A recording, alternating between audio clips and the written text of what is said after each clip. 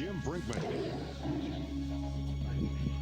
Hello again, everyone, from Brother Thomas More Stadium in St. Xavier High School. John Spears, Tony Burke, Jim Brinkman, Todd Powers, welcoming you to another night of St. X Tiger football. Tonight, the Tigers still at home, third game in a row at home, but they step it up a little bit tonight, Tony Burke. We start district play with a very good Pleasure Ridge Park team. We do, John, and this team played Trinity very well last week. It's a talented football team that comes in here with the one loss to Trinity last week. They're in a schedule that puts them against Trinity, St. X, and Male back to back to back. So nothing comes easy for Coach Heiser and the Panthers, but a good football team with a lot of talent and a lot of size. They are 4-1 coming in here. Easy wins over Valley, Meade County, and Doss. A good win over John Hardin on the road, and then, of course, that loss at home to Trinity last week, 29-10. But, Tony, you watched that game. It was on television the next night. It's a PRP team that stuck with the Rocks for quite a while in that game. Yeah, surprisingly, they're a very physical team. They're big up front. Their linebackers and guys on defense are very quick. They have good speed and good size, which is a good combination. But the problem they always have normally is depth, and they don't have a lot of depth. And St. X will use a lot of guys. And we saw this St. X offense last week go very quickly. I expect them to go just as quickly tonight. But Coach Heiser has done an excellent job out there at PRP, and don't sell these Panthers short. It's a PRP team that will run the ball and they will throw the ball. Very even, balanced offense. Yeah, they average basically the same thing, 154 on the ground, 155 in the air. So a balanced offense that averages over 300 yards a game. And you'll see them run the ball. They'll spread you out, and they'll try to hit those gaps. And a lot of short passes, they'll try to go down the field, but speed is one thing that PRP relies on. And if you're the St. X defense tonight, I think, you play the way you've been playing. Don't overplay anything. Stay at home, and I think good things will happen for the Tigers. You touched on it a little bit. St. X has done a great job this year of getting to the line of scrimmage quickly, getting plays off, and they've been crisp on offense. There's been very little confusion considering the pace they're trying to go at. Well, you can look at these numbers, but they really don't give you the right idea of the St. X totals on passing and rushing. Average 262 a game and 143 in the air, but the last few games have been lopsided going into halftime. So you can't take a lot in that, but Sam Taylor's been really good. He's still averaging 130-something yards a game. And with the Desmond Ritter sighting a couple of weeks ago, the Tigers have become a much diversified offense, and that's what I really like about them. Desmond Ritter, a guy that's played basically 5 quarters of football now, and he's accounted for 7 touchdowns, 5 through the air. He has been outstanding in his first 2 times out. The competition steps up a little bit tonight, but if Desmond Ritter continues to play like he has been playing, Tigers going to be a tough out this year. Well, they really haven't had to use him a whole lot. He's completing 80% of his passes.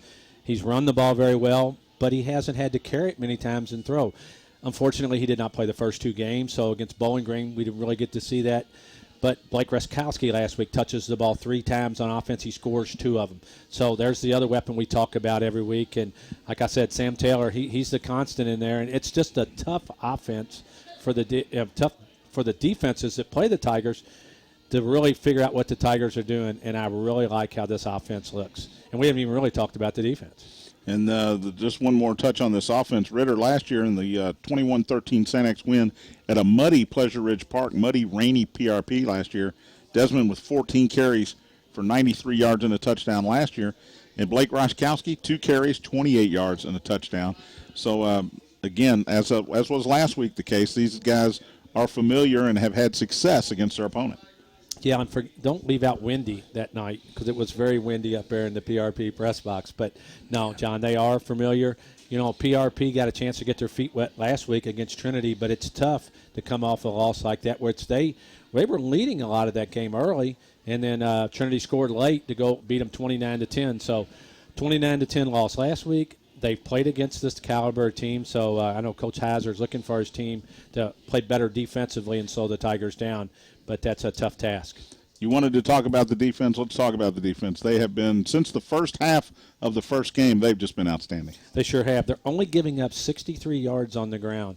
And that's, if you can't run the ball, it's going to be tough because the Tigers can, do multiple things in their defense. But we talked about it all year. Those guys up front, Willinger, Adams, Robinson, and Ewells, comes in and replaces them. That is a very good front 3. And when they got Braden Washburn and Jack Crunk back, it just loaded up that linebacker crew that is very strong.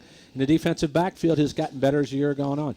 We'll see how it all translates as the season goes on, but a defense that even after the Bowling Green loss, me and you on the way home talked about, we were not worried about this defense. This is a good defense. And we talked about Braden Washburn. I talked to Coach Wilford off the air yesterday about Braden Washburn, and he said he's just everywhere. He's a beast. And you mentioned to me earlier today, that's that rugby mentality. Oh, yeah. I mean, he's just – I'm surprised, and I think teams will try to go at him later in the year when they get a little more film to say, try to suck him in because he's so aggressive. But you're right, John. There'll be a tackle on the left hash mark, and you'll figure out who it is. You'll see those green shoes, and he was playing the right outside linebacker. So he's everywhere. He's made this defense really, really good, and tonight's a good test for these Tigers with these Panthers PRP coming in. The Tigers only have 4 home games this year at Brother Thomas More Stadium. So last week we had Alumni Night. We honored the 86 state championship team. Tonight, Future Tiger Night. So all the little Future Tigers are down in the end zone. They gave away hot dogs, sodas, free St. X shirts and sweatshirts, and we certainly expect a big crowd. It's always a big night. It is, and it's a night that the kids get to go out on the field. It's a big deal when you're, a small kid. You look up to these guys. You don't realize that they're only 16, 17, 18 years old. They look like they're, 30 to you, but I remember being around all the days that I got to be around, and it's really cool. And the only disappointing thing about tonight is we don't have the big tiger head on the slide. Yeah, it wasn't much fun to go down it this year. Fall down it. It wasn't that much fun. We'll take a break, come back with more here on the Eye Care Institute pregame report. We'll look at some of the other things going on around campus as we are about 48 hours away from Trinity Week starting. But right now we're at 17 minutes away from kickoff. You're listening to St. X High School football on the Bissig Impact Sports Radio Network. Hello, everybody. This is Larry. Thank you for listening to our live coverage of Jefferson County High School football featuring the St. X Tigers on the Bissig Impact Sports Radio Network. And don't forget to tune in on Sundays to the Cincinnati Bengals. Check the paper for game times and station. Tonight's broadcast is just one of a wide range of marketing communication services the Bissig Impact Group uses to deliver bottom-line results for our clients. Call us today at 583-0333 or visit Bissig.com. The Bissig Impact Group. Integrative, innovative marketing. Season after season, Hershey's has the most talked about team of sweet treats. From the all-star combination of chocolate and peanut butter in a Reese's cup to the delicious flavor of the milk chocolate bar that started it all, Hershey's brings its best to every game. Hershey's is proud to be a sponsor of Jefferson County High School sports on the Bissig Impact Sports Radio Network.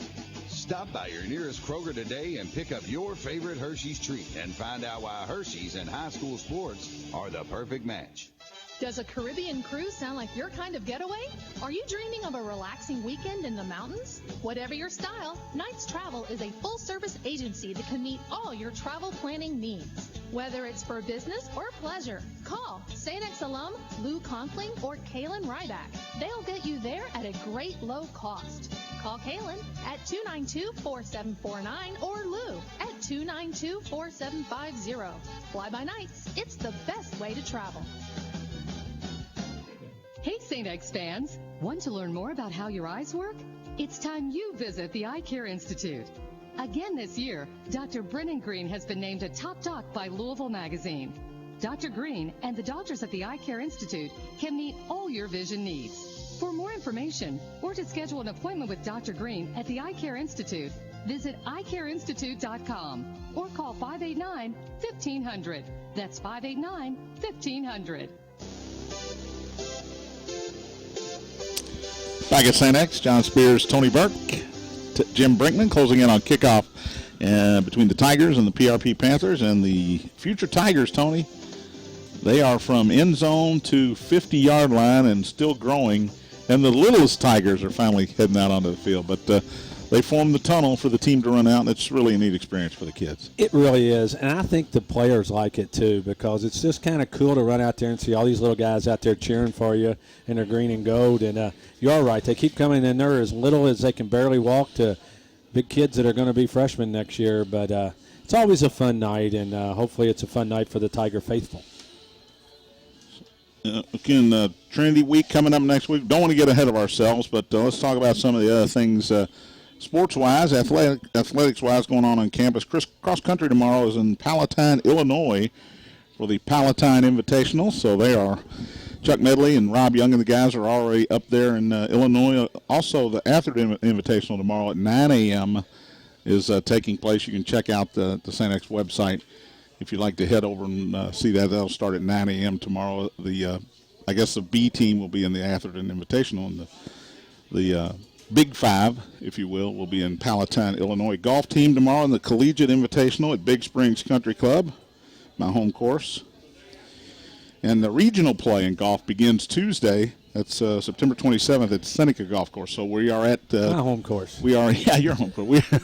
Very good. We're at tournament time now for the golf team, and they just reload, Tony. They had the 5 seniors last year that set a record and won state championship, but they've won a ton of tournaments, including the KIT and the Bowling Green Invitational this year. They just get better. They just reload, like you said, and just a lot of guys over here that don't even play, make the team or go out are excellent golfers. So it's a good problem to have, trying to figure out who you're going to play each week. And we look across the field and we see the new golf simulator that will be opening soon. Freshmen that come to St. X, we'll talk about this since it's Future Tiger Night, that one of the requirements of the phys ed class will be putting and driving. And they have the golf simulator. They've got a nice putting green over there, chipping area. I think I'll be over there playing a little golf some too. Well, I it's think, nice. I think me and you and Coach Donhoff, we're going to have to check it out. We'll have to get a fourth. And there will not be any wagering. Soccer, Tigers went to St. Louis, or they went to Evansville last week, Evansville Wrights High School. On Friday, they tied St. Louis Marquette 1-1. On Saturday, they tied Quincy Senior High School 1-1. So 2 more out-of-town ties for the Tigers. They defeated Brown 10-0 here at St. X Tuesday. Big schedule coming up for the Tiger soccer team this week. Saturday at home at 11 a.m. against Brebeuf Jesuit Prep. Monday, that is tomorrow. Now, Monday, they're home against Atherton at 7. And then Wednesday, come see Tony Burke. He'll be working the concession stand for the 8 o'clock St. X Trinity soccer game right here at Brother Thomas More Stadium. That's Wednesday, 8 o'clock, St. X and Trinity soccer. Freshman football defeated Moeller Saturday 6-0. PRP yesterday 21-0, so they are still undefeated. Thursday they are at Trinity, 5:30. And JV football, same thing, defeated Moeller 49-31 Saturday, defeated PRP Monday 49-16, and they are at Trinity at 5:30 Monday. So St. X Trinity, we got JV football Monday right here at 5:30. Wednesday we have soccer. Monday night is at Trinity. Monday night at Trinity. I'm sorry. Okay. Wednesday we have soccer right here at St. X, 8 o'clock.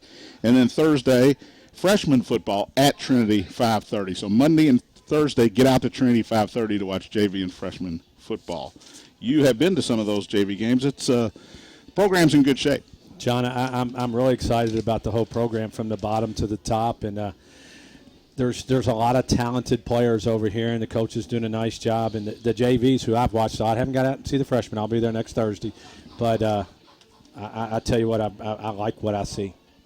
We'll take another break here, come back and listen to the head coach, get some of his comments as we prepare for the district opener, St. X and PRP. You're listening to St. X High School Football on the Bissig Impact Sports Radio Network.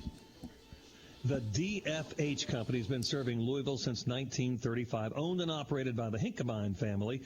And DFH prides itself on keeping our local families happy and healthy and comfortable. DFH carries the highest quality products like train comfort systems. You know, it's hard to stop a train and hard to beat DFH's Interview summer with Coach deal. William That's 12-month Bartholomew financing on all Wolford train in equipment, 3, subject to credit 2, approval. Full details 1. are online at dfhcompany.com or call 922. There are few things that truly inspire, like seeing young athletes succeed. With this in mind, the Courier-Journal created the Kentuckiana Sports Awards presented by Norton Sports Health. We're honoring Athletes of the Week for Southern Indiana and Metro Louisville all season long, naming all area teams for more than a dozen sports, and capping off the year with a red carpet banquet in June. Vote for this week's Athlete of the Week at the CourierJournal.com sports page. I'm Chris Burke, former major leaguer and St. X class of 1998. I'm Pat Lampton, Chief Engineer at NASA and member of St. X class of 1983. My name is Carl Ellsworth, screenwriter of the new Gremlins, and I'm also a member of St. X's class of 1990. Whether it's launching series-winning home runs or vessels bound for outer space, successful careers take off at St. X High School. Visit stx.com to learn more. St. X, this is where you start. For over 20 years, Signs Now has been Metro Louisville's go-to source for custom signs and banners. Vehicle lettering, trade show displays, lighted signs, you name it. We deliver durable, high-impact graphics and quick, affordable service. Signs Now is the choice for all your signage needs. Want proof? Just ask the Bissick Impact Group. We're their official sign provider. For more information, call 502-491-8180 or visit us online at signsnow.com. Planning an event for thousands? At Events LLC, designers are available to provide custom production and creative design services to coordinate your perfect event. Hosting a smaller gathering? Try their rental, installation, and delivery services. Events LLC has everything needed to facilitate your next event. Their 66,000 square foot warehouse is filled with unique props, linens, dance floors, and anything else you can think of. Call 583-5007 or visit eventsllc.com. Back at St. X High School, John Spears, Tony Burke, Jim Brinkman, closing in on kickoff between the St. X Tigers, PRP Panthers, joined by the head coach of the Tigers, Will Wolford. Well, a step up in class, I guess you would use as a horse racing analogy this week. After 2 running clock games, you start district play with a very tough opponent. No doubt about it. We went there last year, really struggled to get the W. We were not surprised that Trinity High School had the same experience last week. They're a big physical football team. They have Skeezers doing a really good job with them. It's a challenge. We know it. It's a team that, as you mentioned, Trinity struggled with last week. They're a very large football team, and they look like on film disciplined on defense, hard to trick on defense. They are. They try to stop you with their front 6 and try not to commit too many guys to the box so they can still take care of the pass. And they don't make a lot of mistakes. And again, their front 3, they are big physical guys. And it will be a challenge for our linemen up front. We haven't been challenged up front since the Bowling Green game, and Bowling Green was very athletic. You wouldn't say they were just big guys who were going to push you around. You know, they were very talented, athletic kids. These are big guys who are going to try to push around. That being said about their defense, you've got to be pleased with the way your offense has executed the last couple of weeks. No doubt about it. I mean, it's been us versus us for the last 2 weeks, and we've been able to cut down on the mental errors and cut down on some of the mistakes. You know, the kids are, they're getting more confident. You can just see it week in, week out, and I'm really.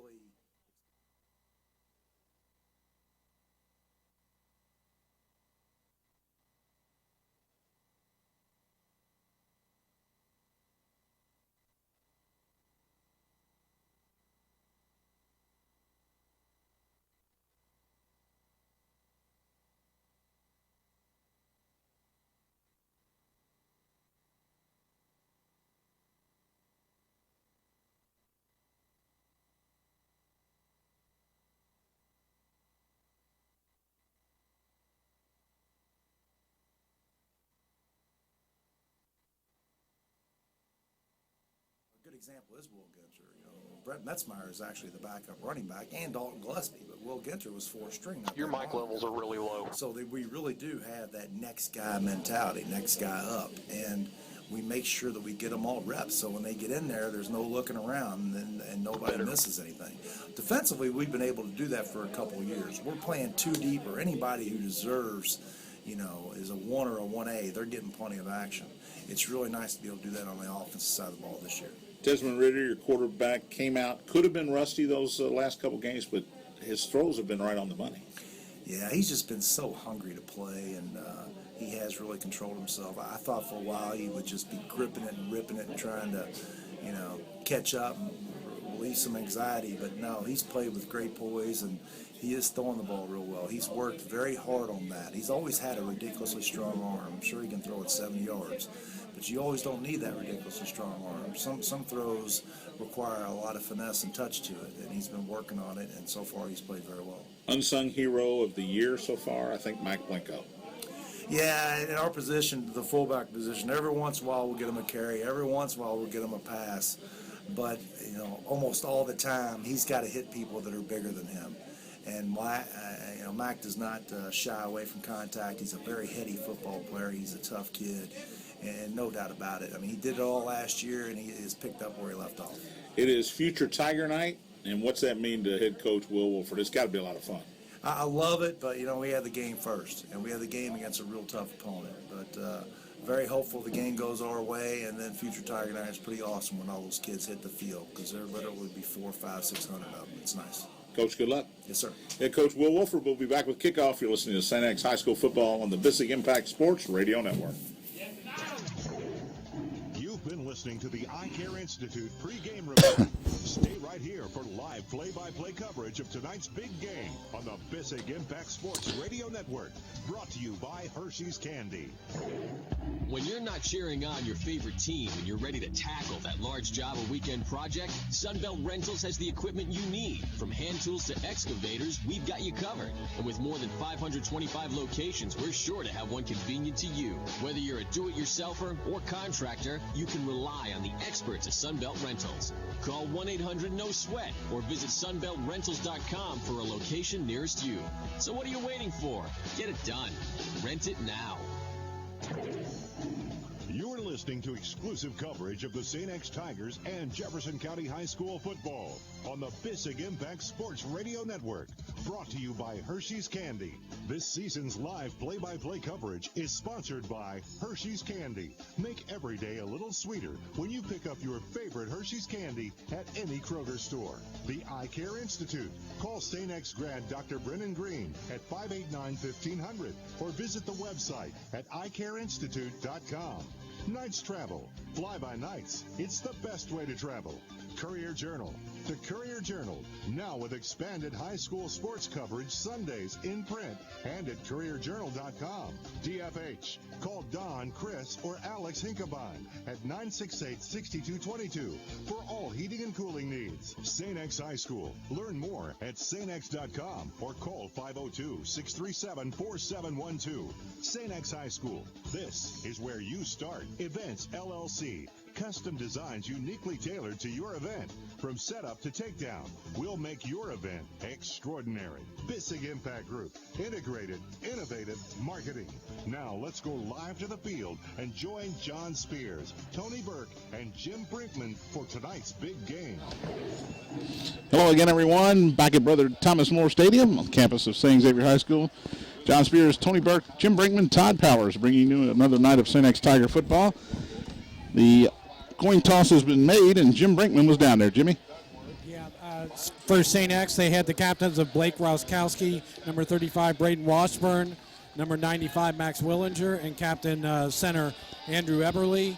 PRP won the toss, and St. X took the ball after PRP deferred. It's about 84 degrees, and a beautiful night for football.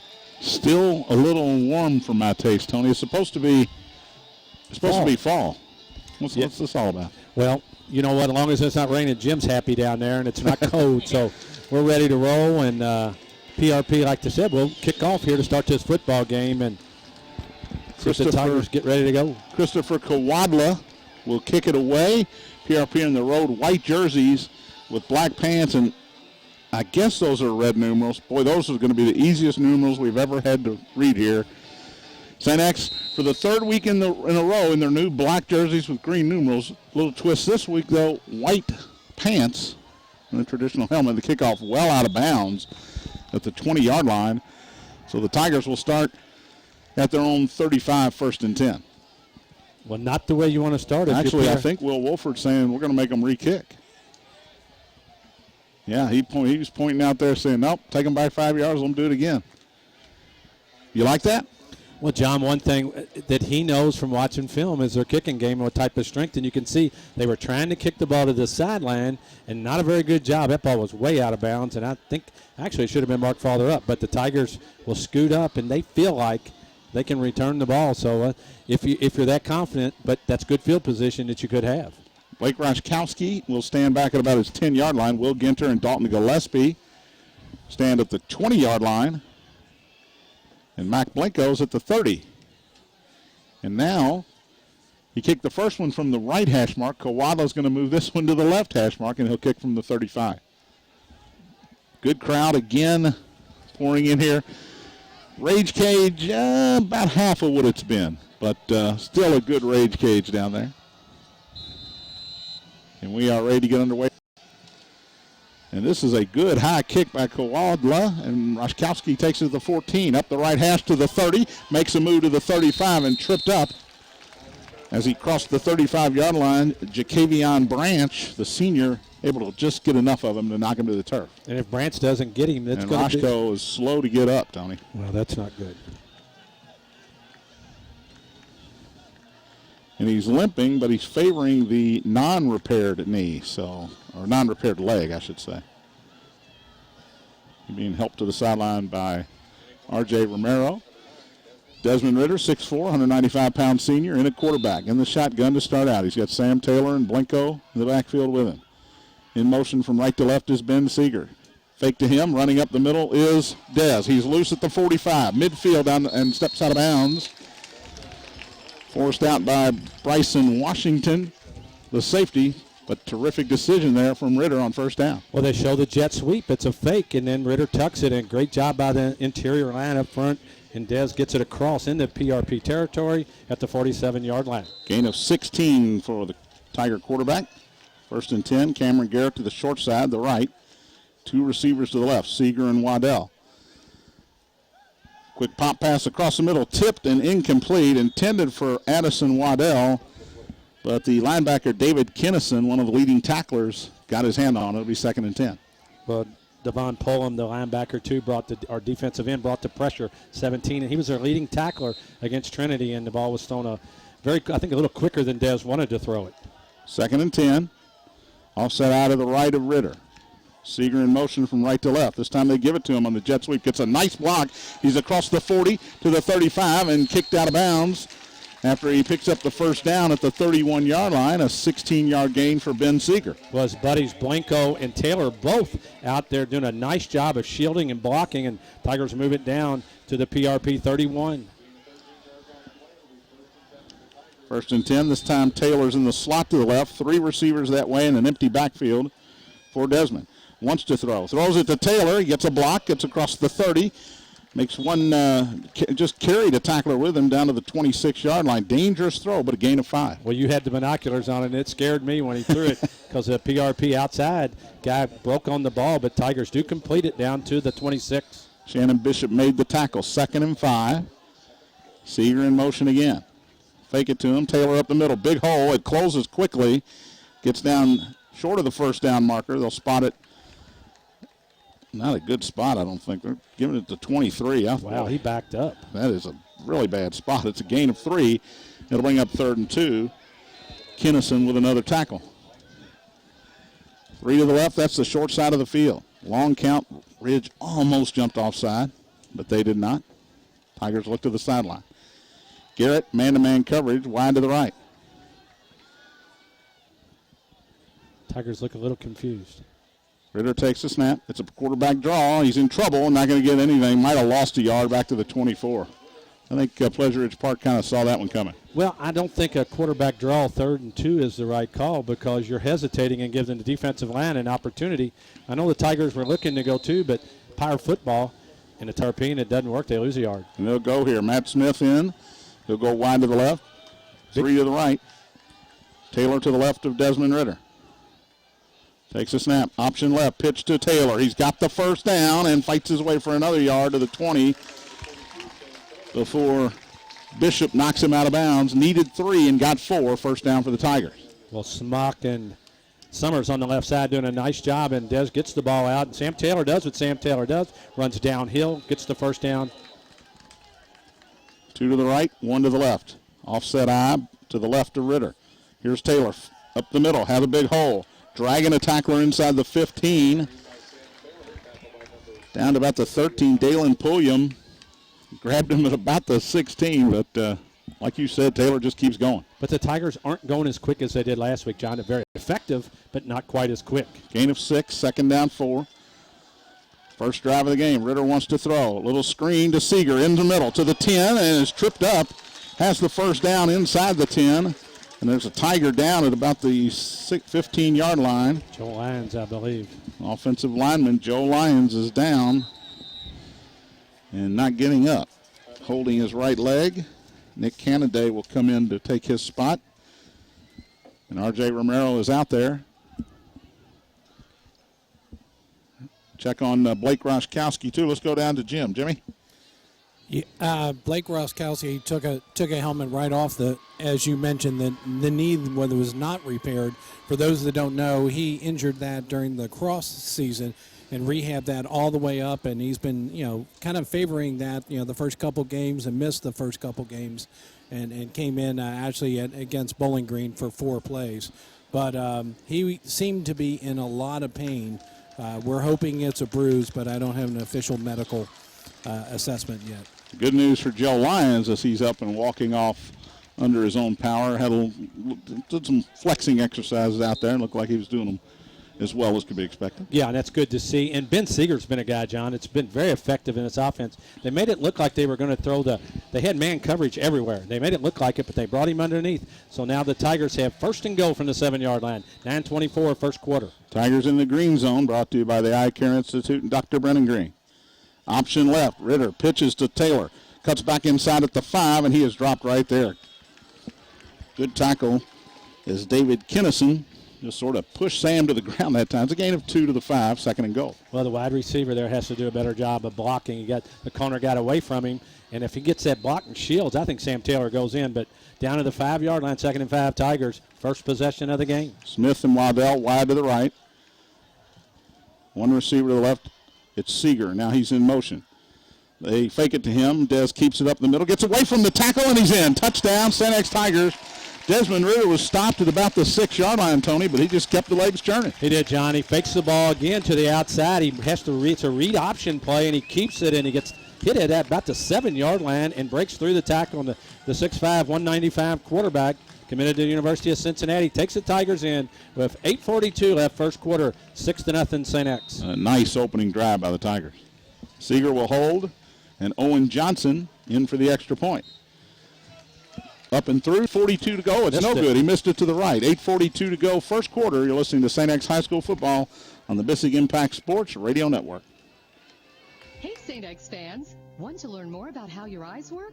It's time you visit the Eye Care Institute. This break's only 1 minute, guys. Dr. Brennan Green has been named a top dog by Louisville Magazine. Dr. Green and the doctors at the Eye Care Institute can meet all your vision needs. For more information or to schedule an appointment with Dr. Green at the Eye Care Institute, visit eyecareinstitute.com or call 589-1500. That's 589-1500. Season after season, Hershey's has the most talked about team of sweet treats. From the all-star combination of chocolate and peanut butter in a Reese's cup to the delicious flavor of the milk chocolate bar that started it all, Hershey's brings its best to every game. Hershey's is proud to be a sponsor of Jefferson County High School sports on the Bissig Impact Sports Radio Network. Stop by your nearest Kroger today and pick up your favorite Hershey's treat and find out why Hershey's and high school sports are the perfect match. Back at St. X, John, Tony, Jim, and Todd, 6-0 after Owen Johnson's extra point was pushed a little to the right. St. X, very impressive opening drive. We'll check in with Jim Brinkman because I'm sure it was just as impressive from field level. We'll check in after the kickoff. Owen boots it. It is high, it is deep, and it is on the track and just missed the soccer goal. I'm ready to call a goal, but he just missed it. Jimmy, a terrific opening drive, and they look crisp, even though, as Tony pointed out, not quite as fast getting to the line of scrimmage as they were last week. Yeah, you can definitely tell that they are, for some reason, just a little bit slower, and that could be effective. Coach Wolford, went ahead and decided to have them re-kick, so that's something I may ask him at halftime, as they've seen on the film. But this PRP is a quality team. B.J. Robinson wants to throw on first down, and it's just out of the reach of his intended receiver, Garrett Lawrence, who's one of the co-captains tonight. B.J. Robinson, Tony, 6'4", 160-pound junior, and he's been solid. He has been. He's been a a good surprise. I wouldn't say surprise, but he's done a really nice job. Struggled a little bit last week, only 8 for 25 against for Trinity, but he threw for over 150 yards on those 8 completions. You'll see a balanced offense out of the spread by the Panthers. It's just a pistol formation right now. Robinson's got Chris Adams, the big guy behind him. He's had the most carries on the season for PRP. And he'll get one right here. Up the middle, tripped up. Boy, he had a hole. And it's Jack Daly that got the shoestring and knocked Adams off his feet. He still got 4 yards. It'll bring up 3rd and 6. Well, they rely on that speed running the ball, the Panthers do. And, boy, Daly does get a shoestring tackle there, which could have been a really big play. But we're going to look at 3rd and 6 from the Panther 24-yard line. Tigers lead 6-0. Just over 8 minutes left in the first quarter. Michael Hopper goes wide to the right, as does Garrett Lawrence. 2 receivers to the left, including Monte Robinson. Straight drop, quick slant, caught and dropped by Robinson, and I think Austin Isaac just got enough of Monte Robinson to knock that one loose, and the Panthers will kick it away. I agree with you, and actually Isaac broke on the ball really well, and I think he was looking for 6 right there. The ball was a tiny bit high, but you got to catch the ball if you're Robinson. So a 3 and out. And the Panthers will send the punt team in.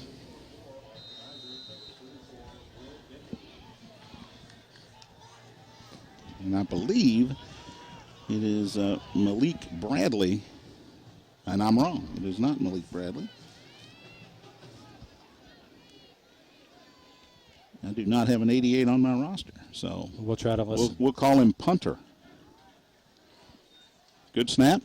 No rush on by the Tigers. Low screamer out of there. It's going to bounce right on the midfield stripe and take a PRP roll down to the 40 and inside the 40 to about the 37-yard line before it's picked up there. 39-yard kick, no return. Tigers go back on offense. And a good decision by Ginter and Isaac, because that could have been a disaster if you try to pick that ball up. But the Tiger offense, who was really effective going down and scoring, will come back onto the field. 7:44 left here in the first quarter. 6-0. Tigers lead it. Canada is still in there for Joe Lyons. We'll get an update as soon as we can on that. Ritter's in the shotgun. He's got Sam Taylor behind him to the right and Mac Blinko in front of him to the left. Meredith in there at wide out. Cahalan also in for the Tigers, and Cameron Garrett split to the left. Now Blinko in motion from left to right. Give it to Sam right up the gut. Had a hole, got 5, got about 8, maybe 9 before he's drugged down from behind. Now the Tigers are going to go quick, John, and they ran right off Canada and fair job. Gain of 8, 2nd down 2, ball on the 45. Quick snap. Ritter wants to throw. Throws to the left. 1st down yardage to Harris that time. 2 juniors that did an excellent job. Gain of 8, 2nd down 2, ball on the 45. Quick snap. Ritter wants to throw. Throws to the left. 1st down yardage to Cameron Garrett. He crosses the 50 to about the 48-yard line. It's a gain of 7 and a 1st down. Shannon Bishop with the tackle. Cameron Garrett's another junior who's a nice player. Him and Seeger are 2 wide receivers. A lot of juniors getting on the field for the Tigers. Tigers in PRP territory at the 48 with a 1st down. Blinko in motion left to right again. Sam gets the handoff running wide to the right, and he is in trouble, and he is dumped back in St. X territory at about the 46-yard line. It's going to be a loss of about 6 on the play. And Dez is kind of clapping his hands like I made a bad decision right there. If he keeps the football, I think he's running with it for a while, and sometimes that reads tougher than it looks. Ginter will come in for Taylor, and the Tigers lost 5 on that play. Perryon Allen, the defensive lineman, made a nice play, got into the Tiger backfield. 2nd and long. Ginter goes in motion out of the backfield to the left. Desmond, straight drop. It's an inside screen, and Will dropped it. Right in Ginter's hands at about the 46, and looked up before he caught the football to be 3rd and 15. Well, a little anxious right there, but you come in the ball game, you got to catch that one. Desmond Ritter takes a big hit because they let the Panthers come. Now the Tigers will have 3rd and 15 on a play. Could have been a big one. 2 receivers each way on 3rd and long. Blinko will stay in to help block. Ritter looking deep, has plenty of time. Now throws toward the sideline and overshot Garrett. Well short of the 1st down anyway. And the Tigers will have to kick it away. And a bad release point by Desmond Ritter on that one. He knows that he's looking at his arm. But a nice job by the, negative yardage on, a play kills you and it puts you in long the whole time and you drop a pass. Now the Tigers will have to punt it away.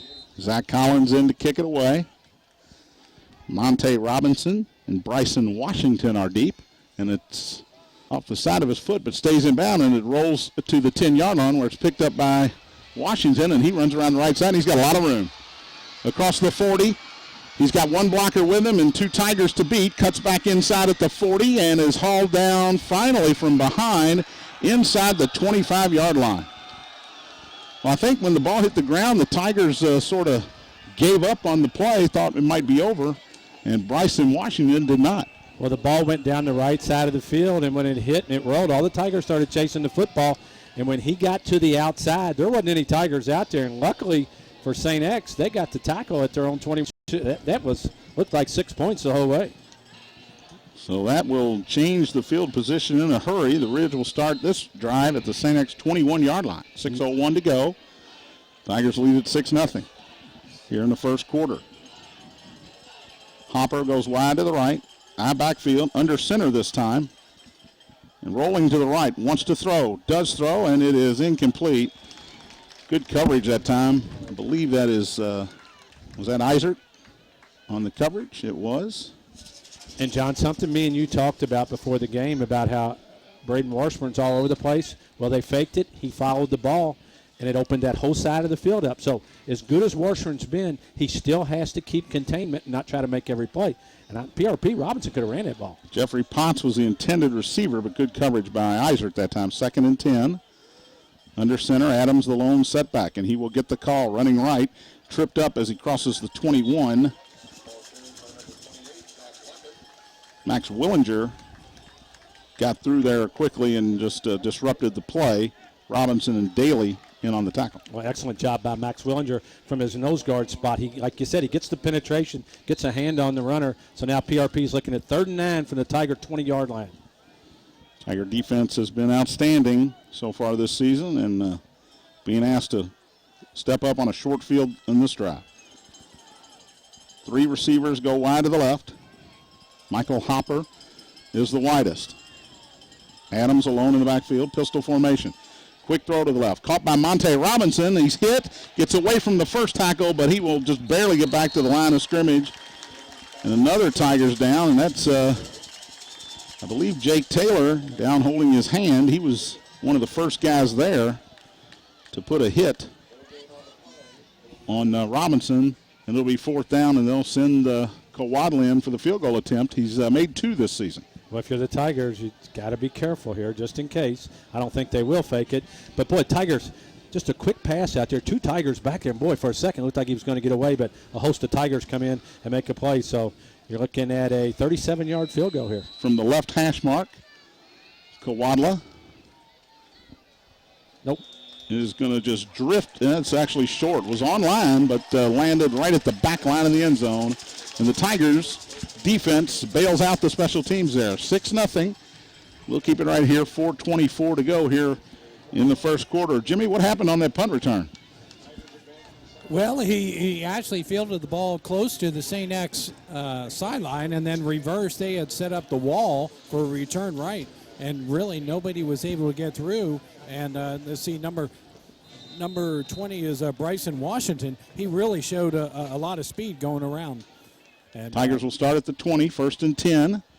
Ritter in the shotgun, brings Seeger in motion, fakes it to him, gives it to Taylor up the gut. He's got 5, lowers his shoulder and runs over Bryson Washington to about the 29-yard line, a gain of 9, 2nd and short. And I think you stay with that right there, and then you mix it up. They showed the jet sweep handoff, and it just opens up that middle. And, boy, great job by the Tigers up front blocking, and Sammy Taylor getting 9 on 1st down.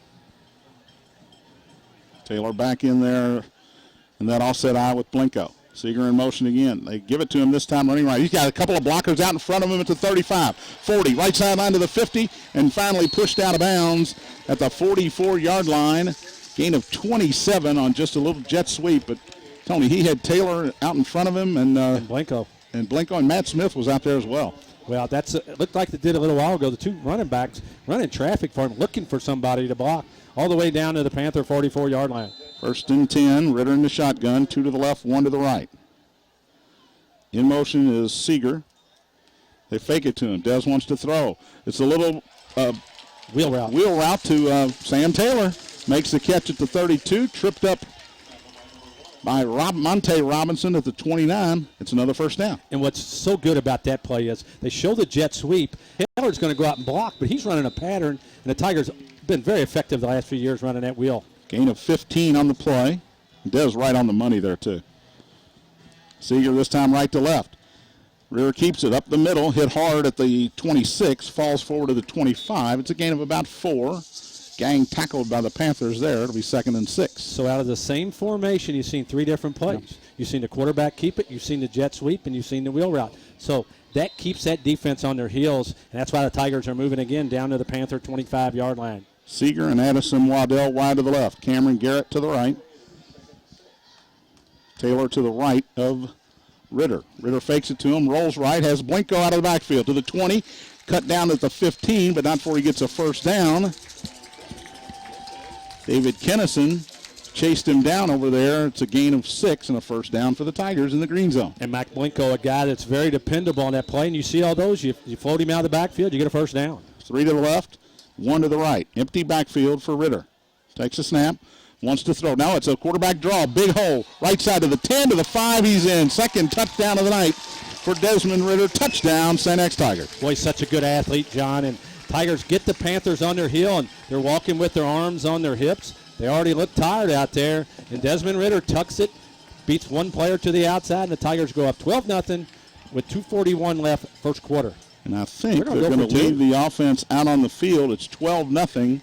I certainly would kick it here, but I'm not Coach Will Wolford. But you know what, John? I know what he's thinking right now. We're in a rhythm offensively. Why not take the shot right here for the 2-point conversion? Because the Panthers, like I said, they're all walking with their hands on their hips. 2 receivers to the right. Ball spotted at the 3-yard line here for the 2-point conversion. Taylor and Blinko eye to the left, and they've got the other fullback in there to the right. Taylor in motion to the right. Dez wants to run it. He's fighting his way, and he is in for the 2-point conversion. Well, it's a bunch of Desmond Ritter on that drive, but a lot of help from his friends as well. It's 14-0 Tigers, and Tony Burke, other than the big 6-yard loss by Sam Taylor, when Dez hit himself and said, I should have kept the football, every play has worked so far. Man, they're in rhythm, and I tell you, they've just looked sharp since the day that Desmond Ritter walked on the field against Central. With 2:41, the Tiger offense just rolling, and you know, we talk about it.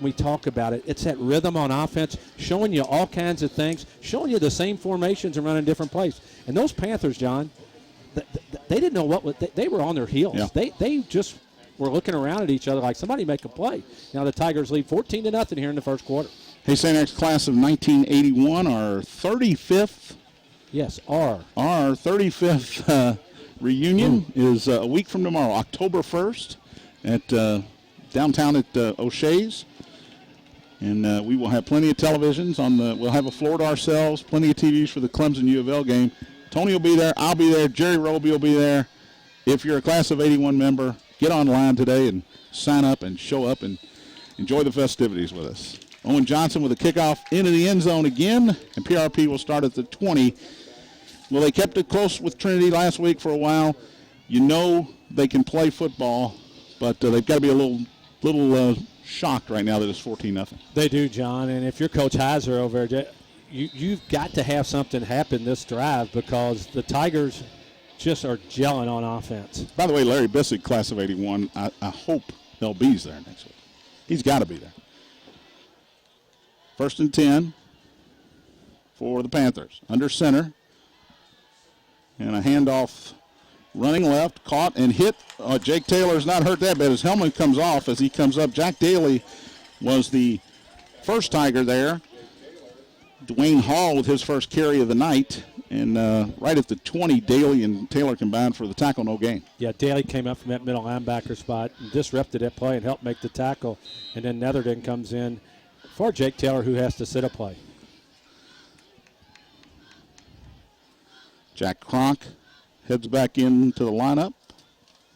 They're going to give Washburn a break as Chandler Simpson will move from his left outside linebacker position to the right. 2nd and 10.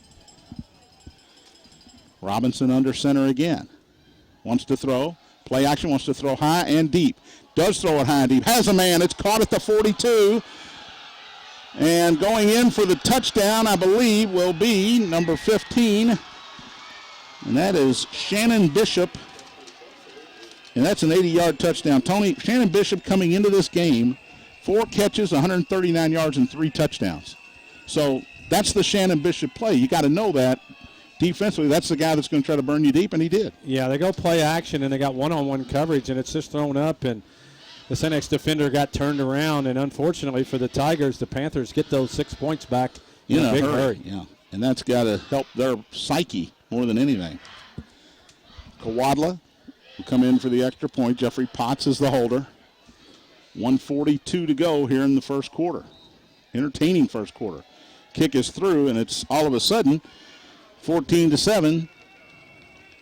And the PRP fan base, something to cheer about. And he didn't really get behind the defender, but I think the cornerback, and I'm not sure which one it was, he just lost track of where the football was. Yeah, John. The coverage wasn't awful. No, he was running right with him, but the issue was he got turned around. And when you lose sight of the ball like that, it's just bad things happen. And unfortunately, with 1:42 left in the first quarter, the Panthers answer with a long touchdown play, and 14-7 Tigers. Jim, future Tiger night, I guess you can't swing a dead cat out there without hitting a future Tiger tonight.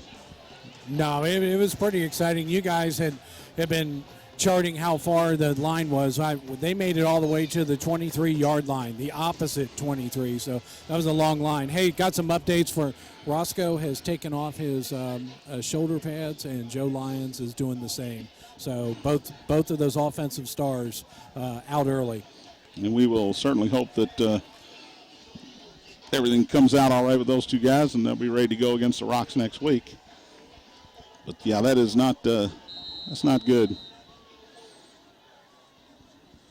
for Roscoe. I'm sure he's beside himself down there. Kickoff going to be taken by Cameron Garrett at the 3, up the right hash to the 10, lowers his shoulder at the 20, and is gang tackled right at the 21-yard line. So the Tigers will start 1st and 10 right there with 1:35 to go here in the first quarter. Well, it's time to get back on the horse in St. X offense and get rolling here. But, boy, you just feel like you have the Panthers kind of, broke down a little bit on their heels and then give up the big touchdown play. So now Tigers will take over at their own 21-yard line, leading 14-7 first quarter, 1:35 left in the quarter.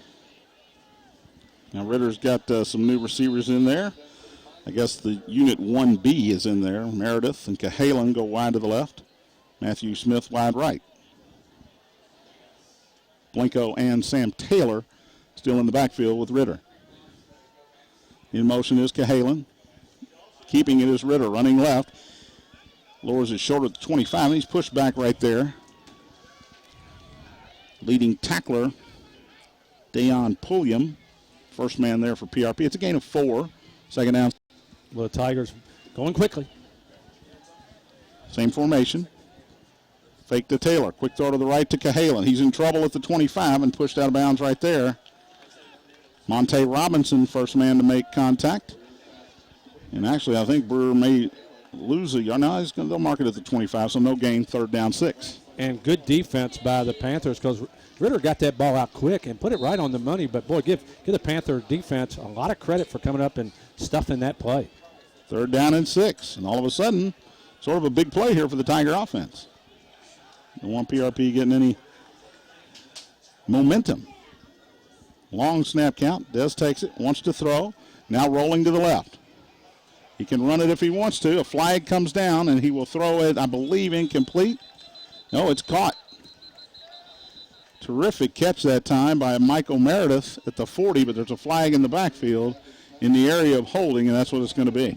Wow, and that flag's laying at the 19-yard line, too, so it's going to be a big penalty. It was on the backside of the play when the flag came out after Ritter had broke loose, but big penalty here, and it can change the flow of this game because it was all Tigers on the first 2 times they touched the football. They'll move it all the way to the 10-yard line. It'll be 3rd down and 20 coming up for the Tigers.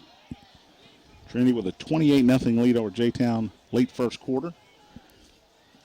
That'll be our last update of that game tonight.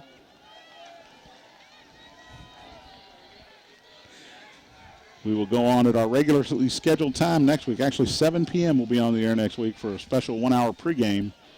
St. X and Trinity will get it going at 8 o'clock at Papa John's Cardinal Stadium next week. John, 3rd and 20. Why don't you go with they got press coverage? Take a shot. Smith to the right, 3 to the left. Ritter wants to throw it, looking across the middle. Now he rolls to the right. Pressure comes, got to get rid of it. And he falls down at the 5, tripped up, and he is slow to get up. Limps. And he limps back to the sideline.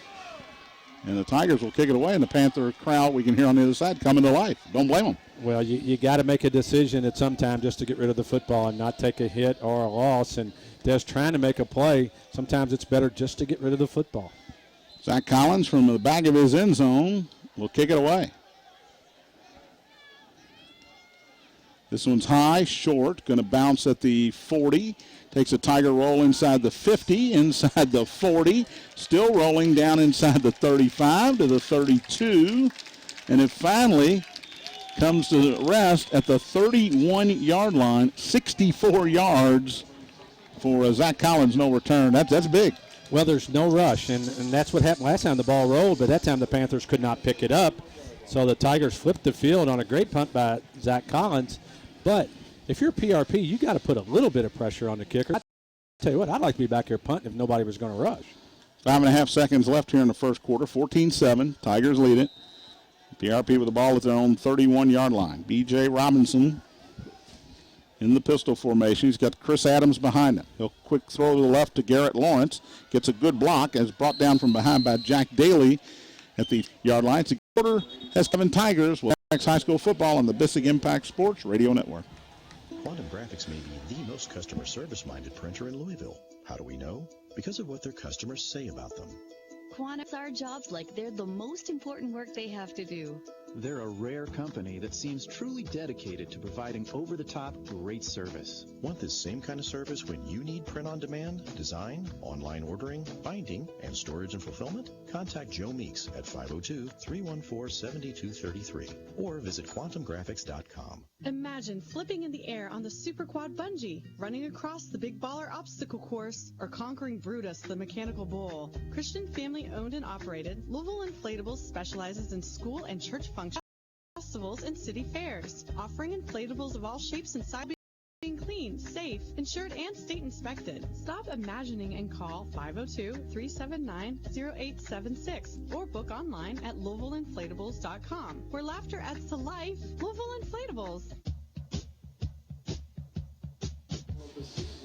Back at St. X, John, Tony, Jim, and Todd, 14-7. Tigers over PRP after one quarter. Desmond Ritter with 2 touchdown runs, but PRP with an 80-yard pass. And the Ridge has the ball 2nd down and 3 at their own 38. Back to the line of scrimmage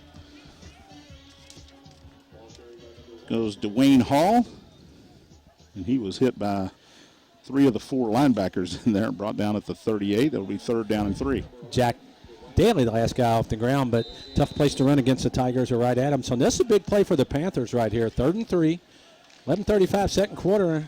You want to keep moving, and if you're Coach Heiser and the Panthers, and keep the Tigers from having good field position. B.J. Robinson, he's thrown 1 deep ball, but almost everything else has just been quick outs.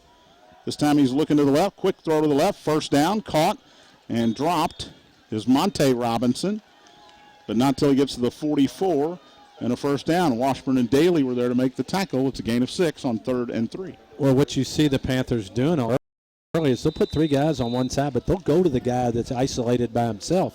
And that's what they do in a nice play to get the 1st down out to the 44-yard line.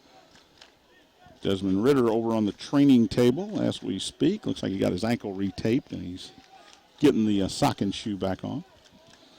1st and 10 Ridge at their own 44. And the Tigers jump off sides.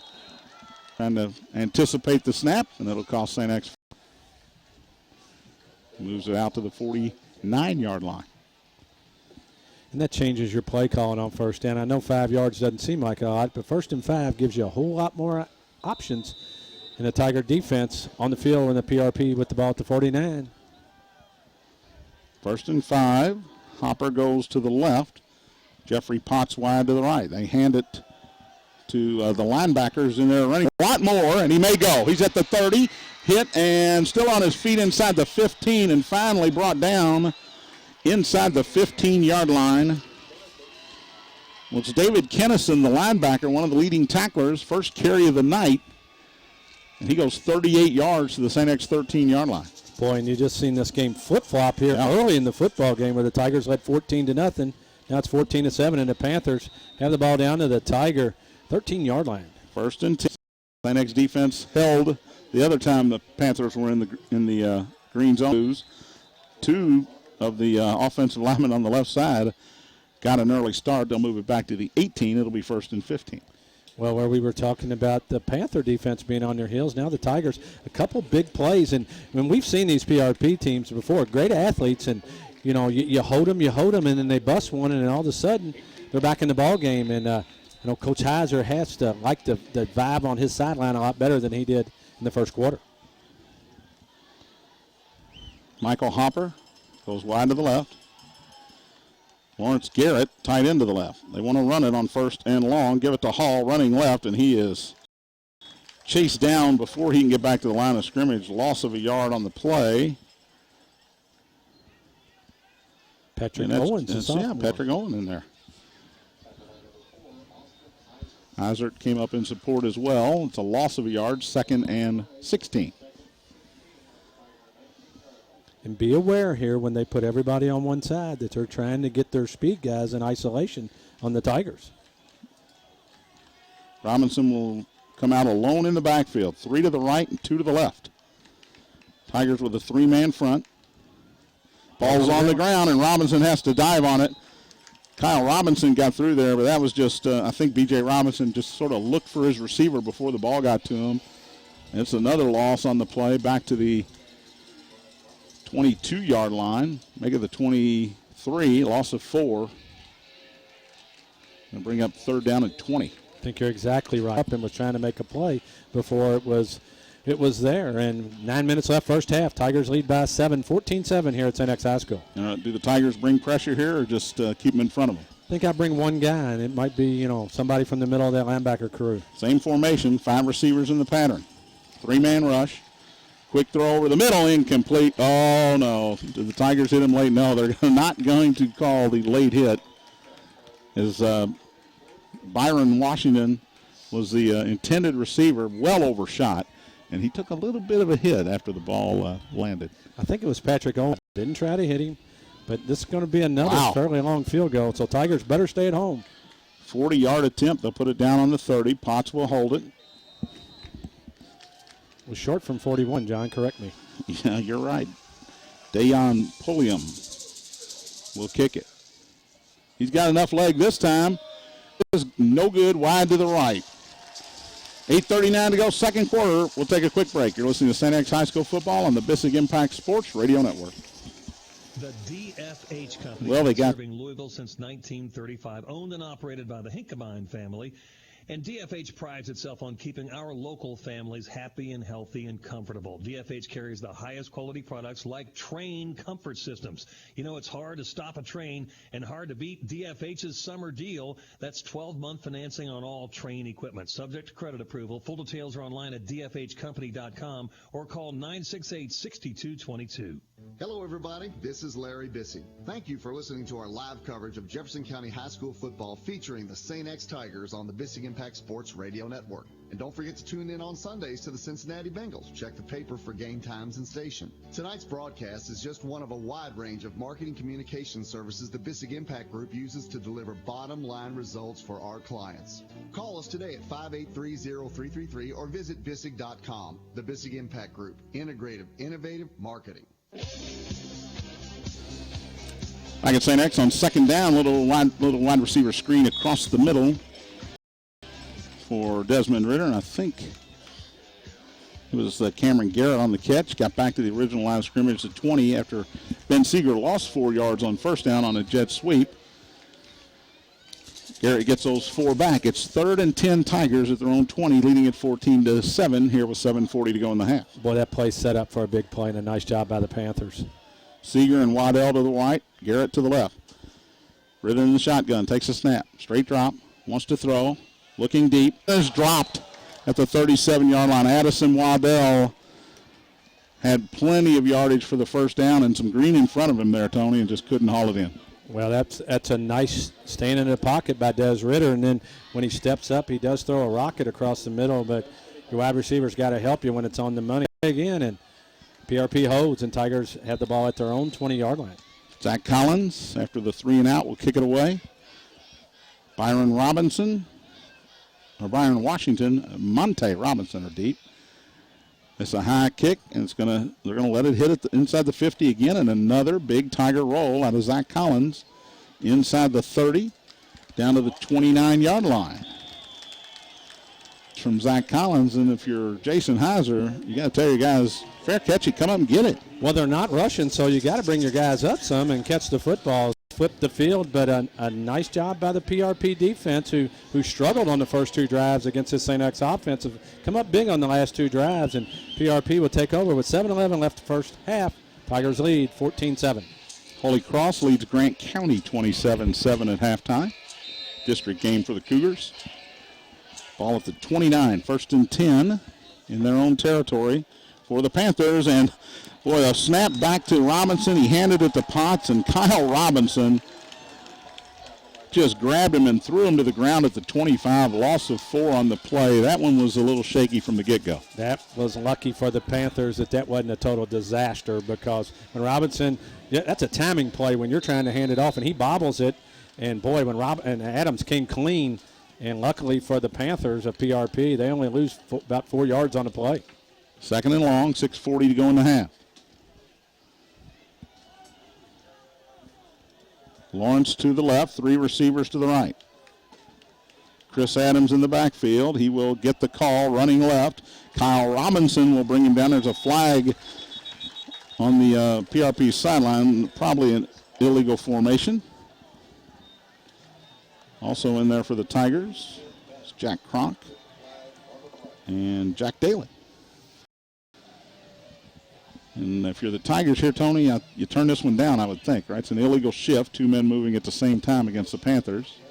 I'm going to decline it if I'm the St. X coaching staff. And Bart Bruner at the sideline is saying, turn it down. We want the ball back. We need to stop them on 3rd and long. It was a gain of a couple, about 12. If you weren't with us earlier, Tigers rolled down the field 2 times they touched the football and scored, and PRP's relied on a long punt return and a big play to have their big play. So now Tiger defense has to hold. 2 receivers each way. Killam's in the backfield. Screen set up for him. They throw it to him. He's got some room across the 30. Gets a block. He's got the 1st down and more out near the 45-yard line. That one was set up perfectly by the Panther. It was Kennison, the linebacker who made the catch. And on 3rd and 13, the Tigers can't stop them. A nice-looking play. They set it up very well, but Tigers have to get off blocks and make that play. You saw it coming when they only rushed 3 guys, so you know that they were, when you saw the quarterback and they let him go, it's got to come, and nobody makes the play, so 47-yard line. Gain of 20 on 3rd and 13. 3 to the right, 2 to the left, or 1 to the left. And they give it to Kennison up the middle. Fights off one tackler. Cronk's got a hold of him, but he drags Jack inside the 50 to the 47, maybe the 46. Gain of 6 on the play. And, boy, so much more confidence by this PRP team than we saw early in this football game. And, they might not have believed that the Tigers could come out and handle them like that. And now they're starting to get that rhythm on offense and getting those plays when they need them. Tiger defense needs to stop here. 2nd down, we'll call it 4. Ball at the Tiger 47. 2 each way. Pistol formation, wanting to throw. Pressure comes. Overshoots his receiver, and the 2 Tiger defenders back there. It's intended for Monte Robinson. Eisert was the second. It'll be 3rd down. 2nd man there, but Panthers go for the big one right there. And Robinson can flat fly out there, and the Tigers do a nice job in coverage. And B.J. Robinson overshoots his receiver, Monte Robinson. So with 5:07 left here in the first half, a big play for both teams right here. Big down. Good coverage that time by the 2 Tiger defenders. And Robinson took a shot as he got that one off. And that's something the Tigers haven't done very well, John, is get pressure on it.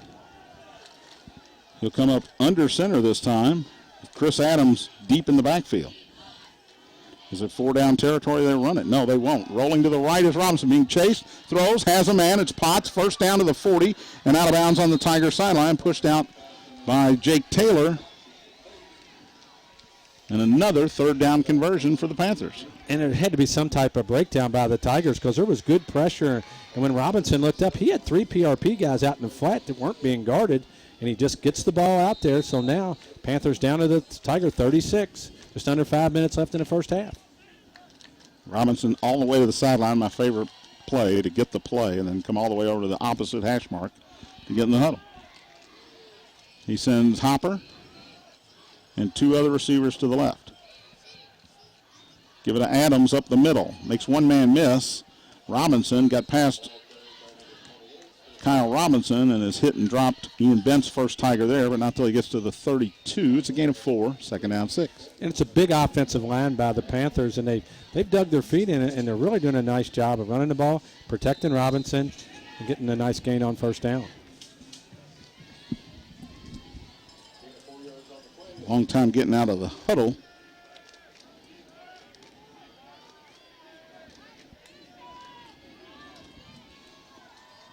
But they are at the line of scrimmage. 5 receivers in the pattern.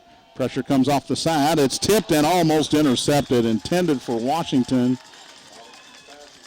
And Jack Daly got a hand on it. Patrick Owen was there as well, but Daly read that pass the whole way. Yeah, and that was a dangerous throw. Linebackers dropped into coverage, and he was trying to split them, it looked like, from here. And if Daly catches that ball, good things happen for the Tigers. 3rd down and 6. Tigers defense have given up 2 third down conversions on this drive. And the Panthers, you would have to think, are in 4-down territory here at the Tiger 32. Empty backfield again. Little screen pass in the middle, hit and drop. Well, Jake Taylor that's not Jake Taylor, that is Jack Daly again. Read that all the way. The wide receiver screen across the middle to Jeffrey Potts, and he was leveled at the 33, lost a yard, and bring up 4th down and 7. Well, Potts wanted to know where that train came from that came running full speed. They trying to set up the jet screen inside, and they complete it. But, boy, as soon as he touches the ball, he just gets buried by number 47, Jack Daly. I think you got to bring pressure again here. It's 4th and 7. And, again, 5 receivers in the pattern here. 3-man front for the Tigers. Robinson takes a snap. Just 3 come. Rolling left. He's got room. Throws short. Flag comes down in the backfield. We'll see what that is. Good coverage from Braden Washburn. It was intended for Monte Robinson. There's a flag down right at the 35-yard line. And if this is against the Panthers and they're walking off the field, it'll be Tiger football, and it is. We'll take a break. 3:29 to go in the half. You're listening to St. X High School football on the Bissig Impact Sports Radio Network. Hey, St. X fans. Want to learn more about how your eyes work? It's time you visit the Eye Care Institute. Again this year, Dr. Brennan talked by Louisville Magazine. Dr. Green and the doctors at the Eye Care Institute can meet all your vision needs. For more information or to schedule an appointment with Dr. Green at the Eye Care Institute, visit eyecareinstitute.com or call 589-1500. That's 589-1500. Does a Caribbean cruise sound like your kind of getaway? Are you dreaming of a mountains? Whatever your style, Knights Travel is a full-service agency that can meet all your travel planning needs. Whether it's for business or pleasure, call St. X alum Lou Conkling or Kaylin Ryback. They'll get you there at a great low cost. Call Kaylin at 292-4749 or Lou at 292-4750. Fly by Nights, it's the best way to travel. Back at St. X, John, Tony, Jim, and Todd. 14-7 Tigers over PRP with 2:59 to go in the half. First down run from Sam Taylor up the middle, netted 4 yards, and then an incomplete pass from Desmond Ritter. It looked like he just lost it as he tried to throw it out to Brewer Cahalan. Brings up 3rd and 6 for the Tigers at their own 42. 2 receivers each way. Blanco in the backfield with Ritter. Des takes a snap, looks over the middle, and threw it just through the hands of Will Ginter, who had to be thinking, I'm getting ready to get crushed because there was a linebacker heading right at him, and the Tigers will go 3 and out again. Boy, after those first 2 drives, you'd have thought the Panthers couldn't stop them anywhere, and now the Tiger offense has just gone dead on them with 2:55 left, and with a 7-point lead, if you're the St. X Tigers, you don't want to give up another one of these big plays. Zach Collins back to kick it away. Washington and Robinson deep. This one's high. Fair catch being called for, I think. Washington takes it right there. 32-yard kick, and this time no return on the fair catch. So PRP with all 3 timeouts left, 2:49 to go in the half. They'll start at their own 31. Well, I think you're going to see something later in the game in the right situation. I think you'll see the Tigers fake one of these punts because PRP, I watched their guys up front. They all bail early. Something you put in your back pocket for later. But for now, the Tiger defense comes back on the field where they've been spending way too much time here in the second quarter. B.J. Robinson in the pistol. He's got Chris Adams behind him, and he'll give it to Adams up the middle. Big hole. Gets across the 40, and he's dropped down at the first down marker at the 41-yard line. Jacob Stouffer came up from his safety spot to make the tackle. It's a gain of 10. Well, make it 9.5. It'll be second and short. Second down and less than a yard to go. Same formation. This time he wants to throw. Quick throw to the left. Caught. First down at the 46 and dropped immediately by Washburn is Monte Robinson. They'll actually spot it at the 45-yard line and a first down for the Panthers. Washburn came up a little gimpy there. But he'll stay in the game. Pistol formation. Keeping it on the read option is Robinson. He's hit at the 50, gets out of that tackle, in trouble, and brought down at the 47 of St. X. It's a gain of 8. And that's really the first time he's faked it in there and kept it and gotten around the outside. Well, he faked me out because I was watching the big guy go down the field, thought he had the football, but PRP gets into St. X territory at the 47-yard line, just under 2 minutes left, first half. It's a gain of 8, a little hurry-up offense for Coach Jacob Heiser. And the Panthers, who put 2 receivers each way. Rolling left, Robinson in trouble, throws and overshot his receiver. I think he felt the pressure of Braden Washburn coming from his backside. It was intended for Michael Hopper and well overthrown. Third down 2. Clock stops 1:37 to go in the half. Yeah, Washburn and Ewells with good pressure from the weak side to make Robinson get it out of there quick. But, you know, there's 2 things here. Tigers don't want to give up a big play, but the Panthers have to be careful not to turn the ball over on a pass to the outside. Third down and 2. 2 each way. And they'll give it to Kenneth. Breaks outside, has a first down and more. Just fighting off tacklers and gets to the 36-yard line. Ball came out. Tigers say they have it. And they do. Well, Kennison trying to get some extra yardage. Kaiser fell on top of it. And the Tigers will have it. I saw the beanbag come out from this side judge on the PRP sideline, so I knew it was a fumble. Hey, Kennison's a load now. He is, and the Tigers have to wrap up better. They had a couple guys go in there and just try to hit him without putting their arms out. So do you gamble here if you're the Tigers, John? I do. 1:27 to go. All 3 timeouts left for the Tigers. They'll start at their own 35. Leading at 14-7. Empty backfield. 2 receivers each way. Ritter takes a snap. 5-man rush. Throws to the right, and it's through the hands of his intended receiver. A few drops here tonight for the Tigers. Addison Waddell couldn't haul that one in. And, yeah, John, these guys are going to have to catch the ball. I know Dez gets it out there in a hurry, but that's your job as a wide receiver to catch the football. And got to move the chains. And tell you what, I'd be interesting what they do here if they dial one up and take a shot here. Second down. Why not, huh? 3 to the left, including Sam Taylor in the slot. Matthew Smith wide to the right. Ritter takes a snap. Pressure up the middle. They try to throw the screen, and it's knocked down by one of the 2 rushers up the middle. Jeremiah Parker, the defensive end, got a hand on it. That play was set up. It was. And as 3rd and 10. If you're a 6'5 quarterback, you've got to understand all you have to do is get it over their head. Don't try to throw it on a line to him and give one of those guys a chance. So Tigers' offense have just gone stone cold here in the second quarter. 3 to the left, 2 to the right. Empty back from scrimmage for PRP.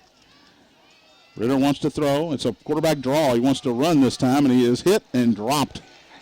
Sandwiched. The ball may have come out. They're saying he was down, though. It's no gain on the play, maybe a half yard, but the Tigers will have to kick it, and PRP will call their first timeout. We'll take one as well with 1:07 to go in the half.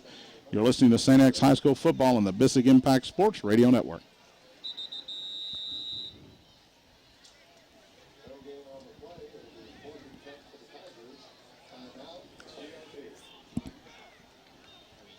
We have break, Nick. When you're not cheering on your favorite team and you're ready to our computer stalled out for a second. Project Sunbelt. From hand tools to excavators, we've got you covered. And with more than 525 locations, we're sure to have one convenient to you. Whether you're a do-it-yourselfer or contractor, you can rely on the experts at Sunbelt Rentals. Call 1-800-NO-SWEAT or visit .com for a location nearest you. So what are you waiting for? Get it done. Rent it now. For over 20 years, Signs Now has been Metro Louisville's go-to source for custom signs and banners. Vehicle lettering, trade show displays, lighted signs, you name it. We deliver durable, high-impact graphics and quick, affordable service. Signs Now is the choice for all your signage needs. Want proof? Just ask the Bisic Impact Group. We're their official sign provider. For more information, call 502-491-8180 or visit us online at signsnow.com. Back at St. X, John, Tony, Jim, Todd on a 26-yard punt from Jake Collins. Not his best effort of the night. And PRP will start at their own 38-yard line. They used that last time out, their first time out of the half, after the third down Desmond Ritter run. So the Panthers with 2 left, 1:02 to go in the half, and St. X leads at 14-7. We look down on the sideline, and again, Joe Lyons, offensive lineman, has taken his shoulder pads off. Blake Roszkowski has taken his off. Rolling left is Robinson, wants to throw, throws, and overshot his intended receiver Potts out of the backfield. Chandler Simpson was with him, and Owen Weiss came over for support. It'll be 2nd and 10 with 58.5 seconds to go. You think Coach Heiser will be happy after those first 2 drives by the Tigers? I think he'd be ecstatic at halftime after those 2 easy drives that the Tigers were rolling. But I think the Tigers got away, John, what they were doing well, and they've had negative plays and some drop passes, and the offense has stalled. And Bishop is wide to the left. Tony, he's not playing in this game very much, so Owen Weiss better be aware. He is the deep burner. They throw it to him short. He catches it at the 43, makes a move, gets away from Weiss at the 50, down the left sideline, knocked out of bounds. And that time Owen Weiss said, I'm going to give you about 25 yards of cushion, and PRP took advantage of it. That's what you do. If they're going to give you that space, you get it out there. And when you've got burners like PRP does on the outside, you dare you to miss a tackle.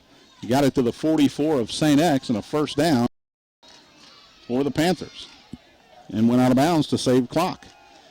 Throw to the right, caught this time by Garrett Lawrence. He is hit, first down, and pushed out of bounds. Tigers couldn't bring him down in bounds. Daly hit him, but couldn't wrap him up. Simpson makes the push out of bounds. It's still at the 30 for the Panthers, right at the 30, a gain of 14. One thing we haven't seen in the last few weeks, the Tigers missing a lot of tackles. Give the credit to the PRP offensive players, but you got to bring them down. 2 receivers each way, Adams in the backfield. They will give it to Adams. Running left, he's got a big hole. He's knocked off his feet, but another first down inside the 20. And the Tiger defense is a sieve right now. And, John, you know what? They're substituting, but I think the defense is tired because the Tiger offense has not been on the field much since early in the football game. Gain of 13 to the 17-yard line. Clock starts on the whistle. We're at 35 seconds. Wanting to throw is Robinson. Rolling left, looking toward the sideline. Throws. It's caught, but I believe out of bounds, and it was out of bounds for Bishop. Robinson waited a little too long to throw that one, and Bishop just ran out of turf. It's 2nd and 10 with 28 seconds. And the Tigers, you know, what do? You don't want them to get behind you, but you're giving a lot of cushion, and the Panthers are taking what the Tigers are giving them and moving the football. PRP still can run the football, Tony, with 2 timeouts left. And Adams is in the backfield, and that's what they'll do. They'll give it to him, and he ran right into his own offensive lineman, who was tangled up with Ryan Adams, and just went backwards onto the turf to the 19. It's a loss of 2. PRP will use their second timeout. We'll take one as well. You're listening to St. X High School football on the Bissig Impact Sports Radio Network. Season after season, Hershey's has the most talked about team of sweet treats. From the all-star combination of chocolate and peanut butter in a Reese's cup to the delicious flavor of the milk chocolate bar that started it all, Hershey's brings its best to every game. Hershey's is proud to be a sponsor of Jefferson County High School sports on the Bissig Impact Sports Radio Network. Stop by your nearest Kroger today and pick up your favorite Hershey's treat and find out why Hershey's and high school sports are the perfect match. There are few things that truly inspire, like seeing young athletes succeed. With this in mind, Career Journal created the Kentuckiana Sports Awards presented by Norton Sports Health. We're honoring Athletes of the Week for Southern Indiana and Metro Louisville all season long, naming all area teams for more than a dozen sports, and capping off the year with a red carpet banquet in June. Vote for this week's Athlete of the Week at the CourierJournal.com sports page.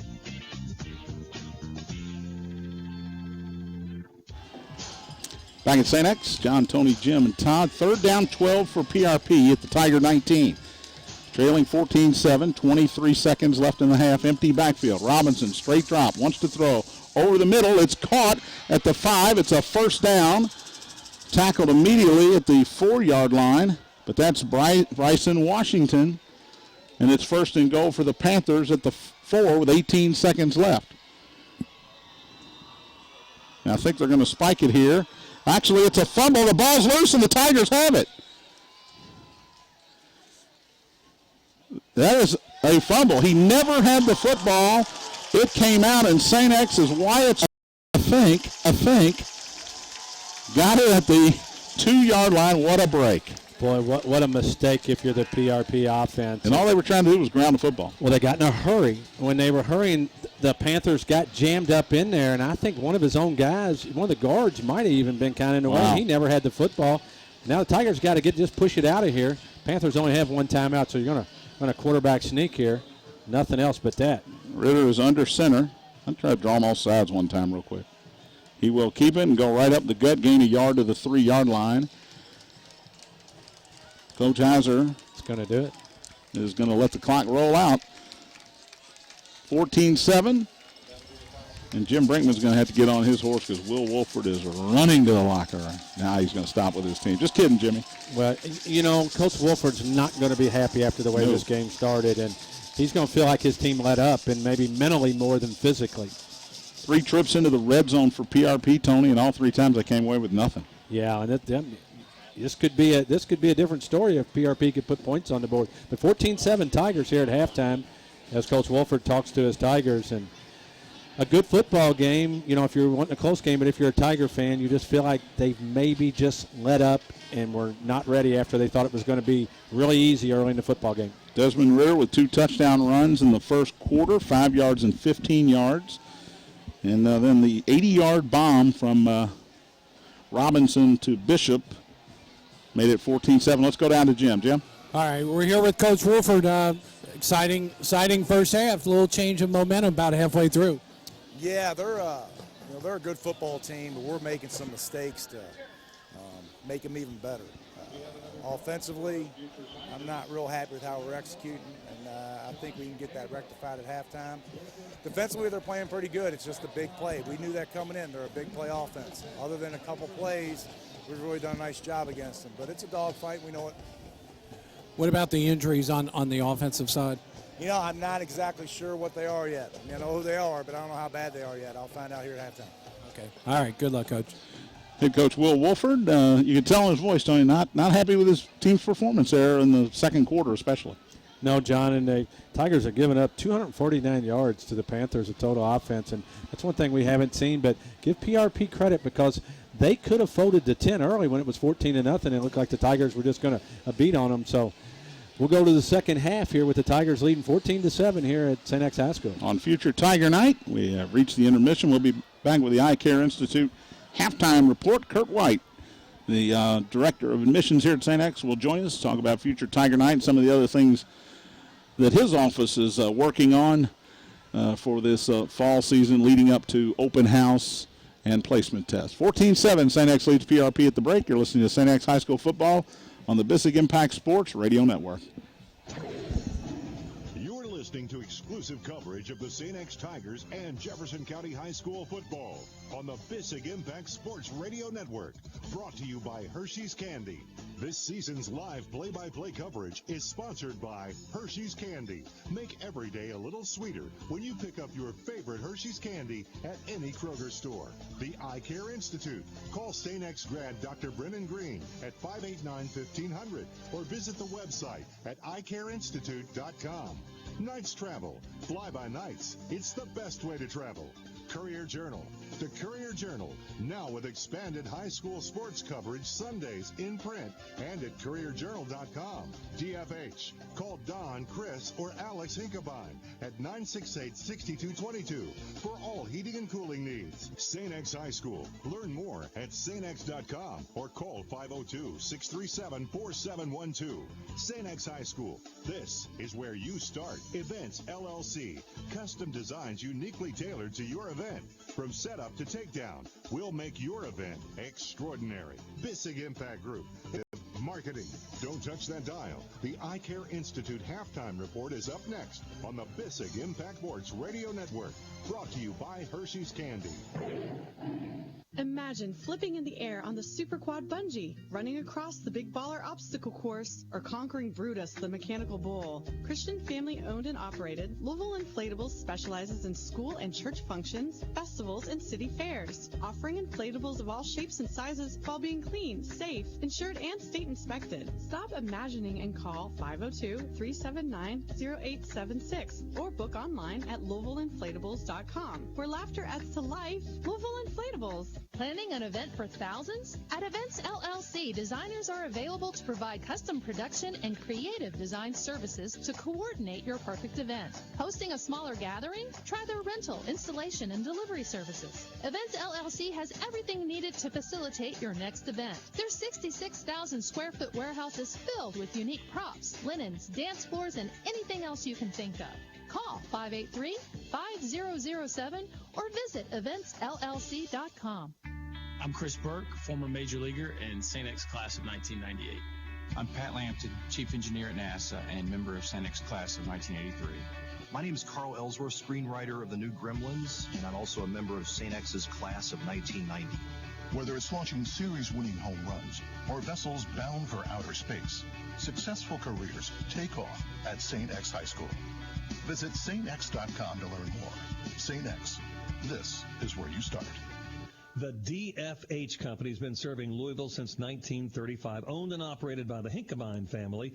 And DFH prides itself on keeping our local families happy and healthy and comfortable. DFH carries the highest quality products like train comfort systems. You know, it's hard to stop a train and hard to beat DFH's summer deal. That's 12-month financing on all train equipment, subject to credit approval. Full details are online at dfhcompany.com or call 968-6222. This is the Eye Care Institute halftime report on the Bissig Impact Sports Radio Network. Brought to you by Hershey's Candy. Here are your hosts, John Spears, Tony Burke, and Jim Brinkman. Halftime here at Brother Thomas More Stadium. John Spears, Tony Burke, Jim Brinkman, Todd Powers. 14-7 St. X leads PRP. Tigers with all the momentum in the first half until the 142 mark, when B.J. Robinson threw an 80-yard touchdown pass to Shannon Bishop, cut the St. X lead to 14-7, and that's where we stand at the half. PRP all the momentum in that second quarter, but just couldn't get it in the end zone. Yeah, John, the Tigers are fortunate they're only up, that they're just up 14-7, because the Panthers could be leading this football game. And when you look at the yardage in this game, I think the most disappointing thing to me was the Tigers rolled down the field the first two times, and they only have 143 total yards. So nothing after those first two drives, basically. Yeah, that first, the second drive especially started inside the 20-yard line, and it was just men against boys on those first couple of drives. So you got the numbers in front of you.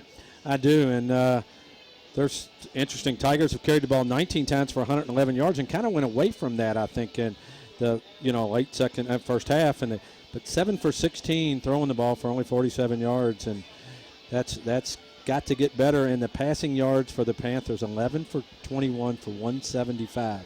And that's an issue right there. That's 6 yards a carry, Tony, so you've almost got to go in the locker room and say, hey, we're going to run the football because they haven't stopped us running the football. Yeah, and I think, I don't think the Tigers really went away from it, but a few plays that were negative plays and a couple of drops put the Tigers in second and third and long, and they never got that running game established, and it was Sam Taylor and Desmond Ritter early, and they've got nothing going. Give that credit to the Panther defense because they've adjusted, and now the Tigers here in the second half, who will not get the ball first, will have to do a good job defensively and get the ball back to the offense. And give the Tiger defense credit as well. PRP inside the red zone 3 times, came away with 0. Their only score was an 80-yard touchdown pass. Really one bad play for the St. X defense overall in that first half. They did a great job, and they were put in some bad situations and PRP couldn't take advantage. Yeah, and that's a plus if you're the Tiger defense. But they we talk about the other teams wearing PRP out. Well, you can't wear them out when you're going 3 and out. And now, unfortunately for the Tigers, their defense was on the field most of the second quarter. Well, we haven't been able to locate Kurt White, Director of Admissions. He was up here early in the second quarter just hanging out watching the game, but he's got a lot of responsibility tonight here on Future Tiger Night, so I'm sure he's out making things happen. And we will take another break and come back with more here on the Eye Care Institute halftime report. 14-7, St. X with a lead over PRP at the break. District opener for both teams. You're listening to St. X High School football on the Bissig Impact Sports Radio Network. Hello, everybody. This is Larry Bissig. Thank you for listening to our live coverage of Jefferson County High School football featuring the St. X Tigers on the Bissig Impact Sports Radio Network. And don't forget to tune in on Sundays to the Cincinnati Bengals. Check the paper for game times and station. Tonight's broadcast is just marketing communication services the Bissig Impact Group uses to deliver bottom-line results for our clients. Call us today at 583-0333 or visit Bissig.com. The Bissig Impact Group. Integrative, innovative marketing. Does a Caribbean cruise sound like your kind of getaway? Are you dreaming of a relaxing weekend in the mountains? Whatever your style, Knights Travel is a full-service agency that can meet all your travel planning needs. Whether it's for business or pleasure, Lou Conkling, or Kaylin Ryback, they'll get you there at a great low cost. Call Kaylin at 292-4749 or Lou at 292-4750. Fly by Knights to travel. Hey, St. X fans. Want to learn more about how your eyes work? It's time you visit the Eye Care Institute. Again this year, Dr. Brennan Green has been named a top doc by Louisville Magazine.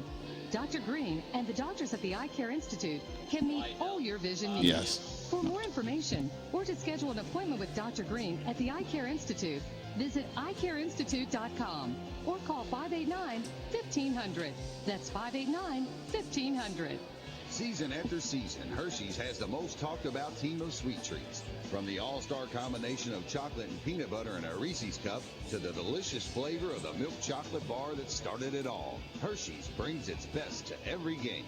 Hershey's is proud to be a sponsor of Jefferson County High School sports on the Bissig Impact Sports Radio Network.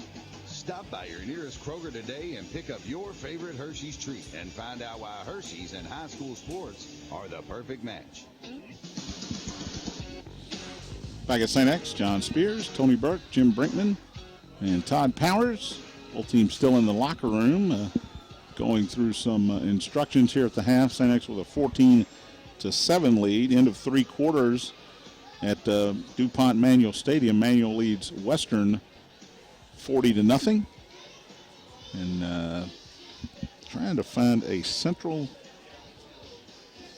Wagner score. And I'm having trouble. Jason Frakes doing a great job. It's 27-0 Central late in the first half. The Yellow Jackets 0-4, Tony, but, it's all about your competition at that level, and we knew they were going to turn it around. Well, Coach Scroggins does such a great job down there, and they haven't beaten that district. I was looking at that today in the paper forever, and this is the one that they really felt like there might have been an opportunity, for Wagner to come in and get that victory. But boy, I tell you what, Coach Scroggins does such a great job, and they're like a lot of these teams. They get their competition up and then come around when it's time. Tigers will kick off to start the second half, Tony, and defensively they've been pretty good so far here tonight.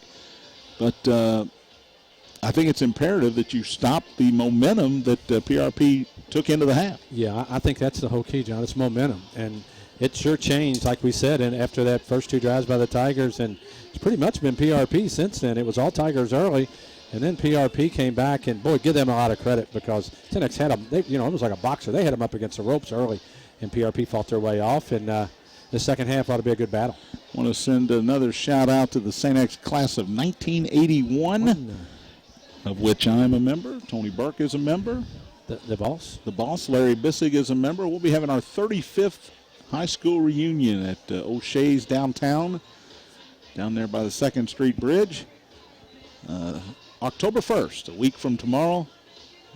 We'll have an entire floor there, so don't worry if you're a Cardinal football fan. Or a Wildcat football fan. But let's be honest, the U of L Clemson game will be on those televisions. We have plenty of TVs So class of 81, I'll be there. Tony will be there among a bunch of our friends, and would implore you to get out for the 35th reunion. You can go online at stx.com/reunions and hit the 1981 reunion, sign up, and we will see you 1 week from tomorrow down at O'Shea's downtown. We'll take one more break, come back with second half action.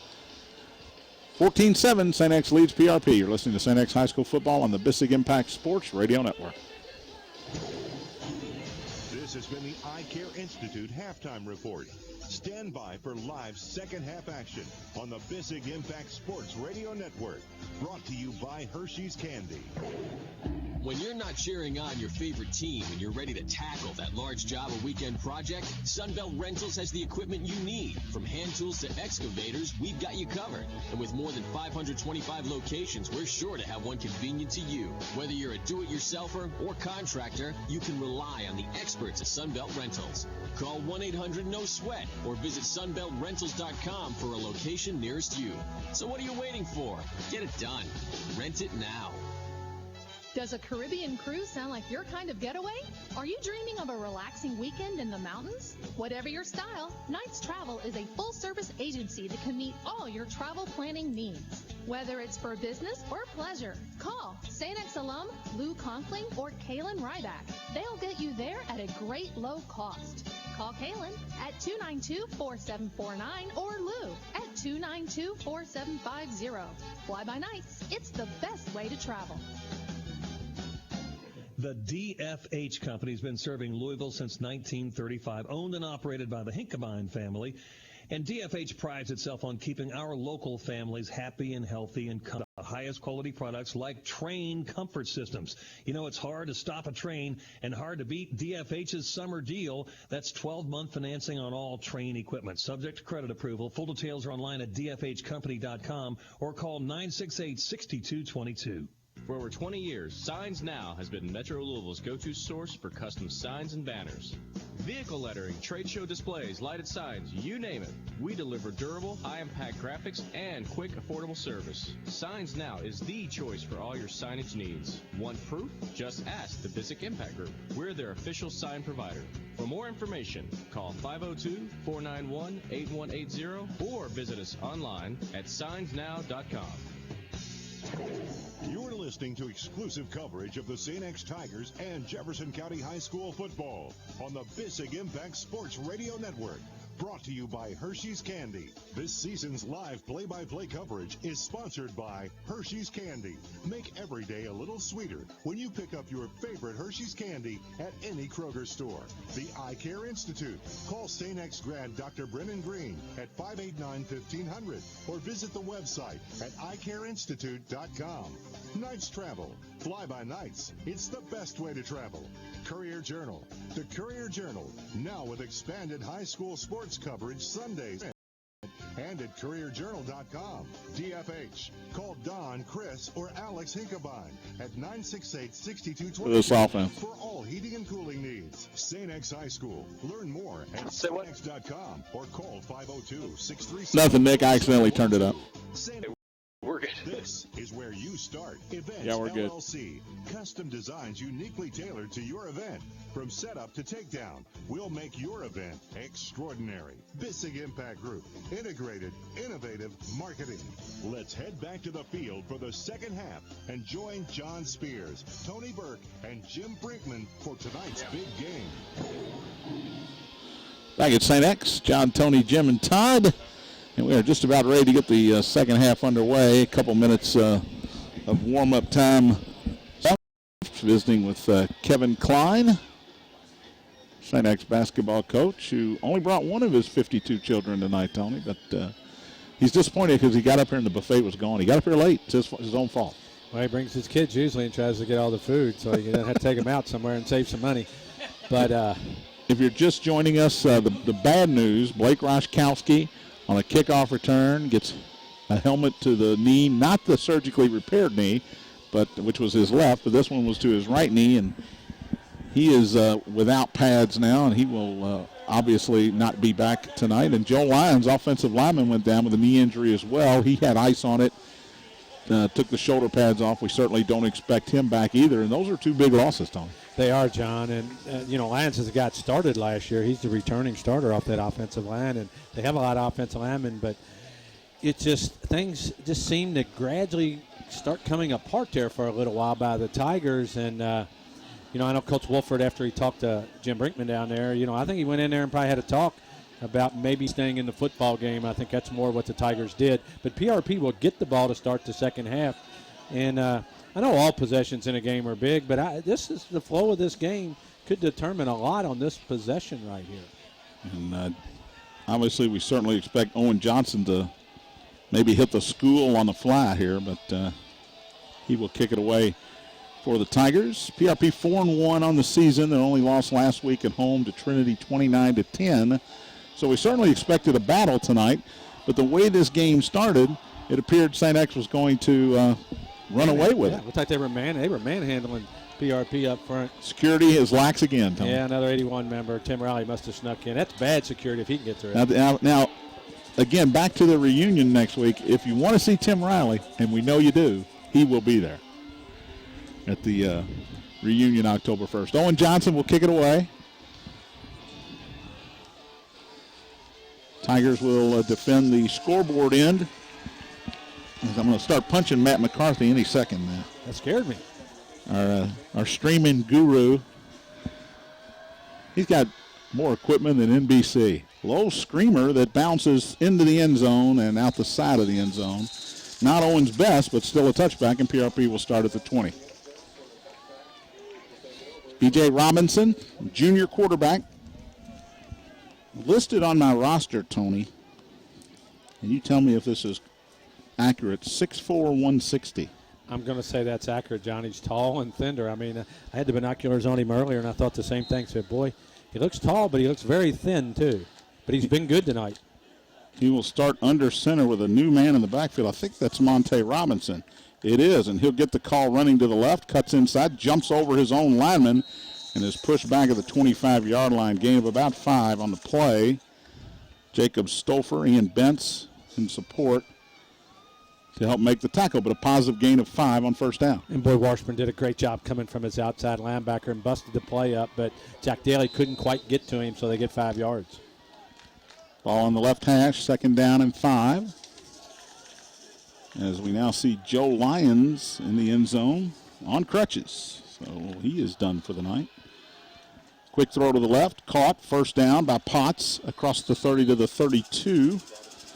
Austin Eisert makes a stop, but a quick 2-play first down for the Panthers. Well, I think that play early in the game, the long touchdown play, made these Tiger defensive backs really back off and give room, and PRP's doing what they should be doing. They're taking advantage of it and getting it out quickly about 3 or 4 yards down and then moving the chains. 2 receivers to the right, 1 to the left. Monte Robinson is the lone setback, and he'll get the call running to the right. Tigers trying to string it out. They do a great job of it. Makes the tackle, but Bentz was there. Jacob Stouffer, Kyle Robinson, Kronk, they all strung it out. And it's but just back to the line of scrimmage, maybe a yard for Monte Robinson. Well, great. Ian Bentz, I think, really made that play. He got down the line of scrimmage and made it where he could not cut back when he wanted to. And Tiger defense, a nice job on first down. Tigers do lead this game 14-7, early third quarter if you've just joined us. Potts goes wide left. Hopper goes wide to the right. And Lawrence's tight end set up to the left. They'll hand it up the middle. Big hole, tripped up. As he tried to get through the hole was Dwayne Hall.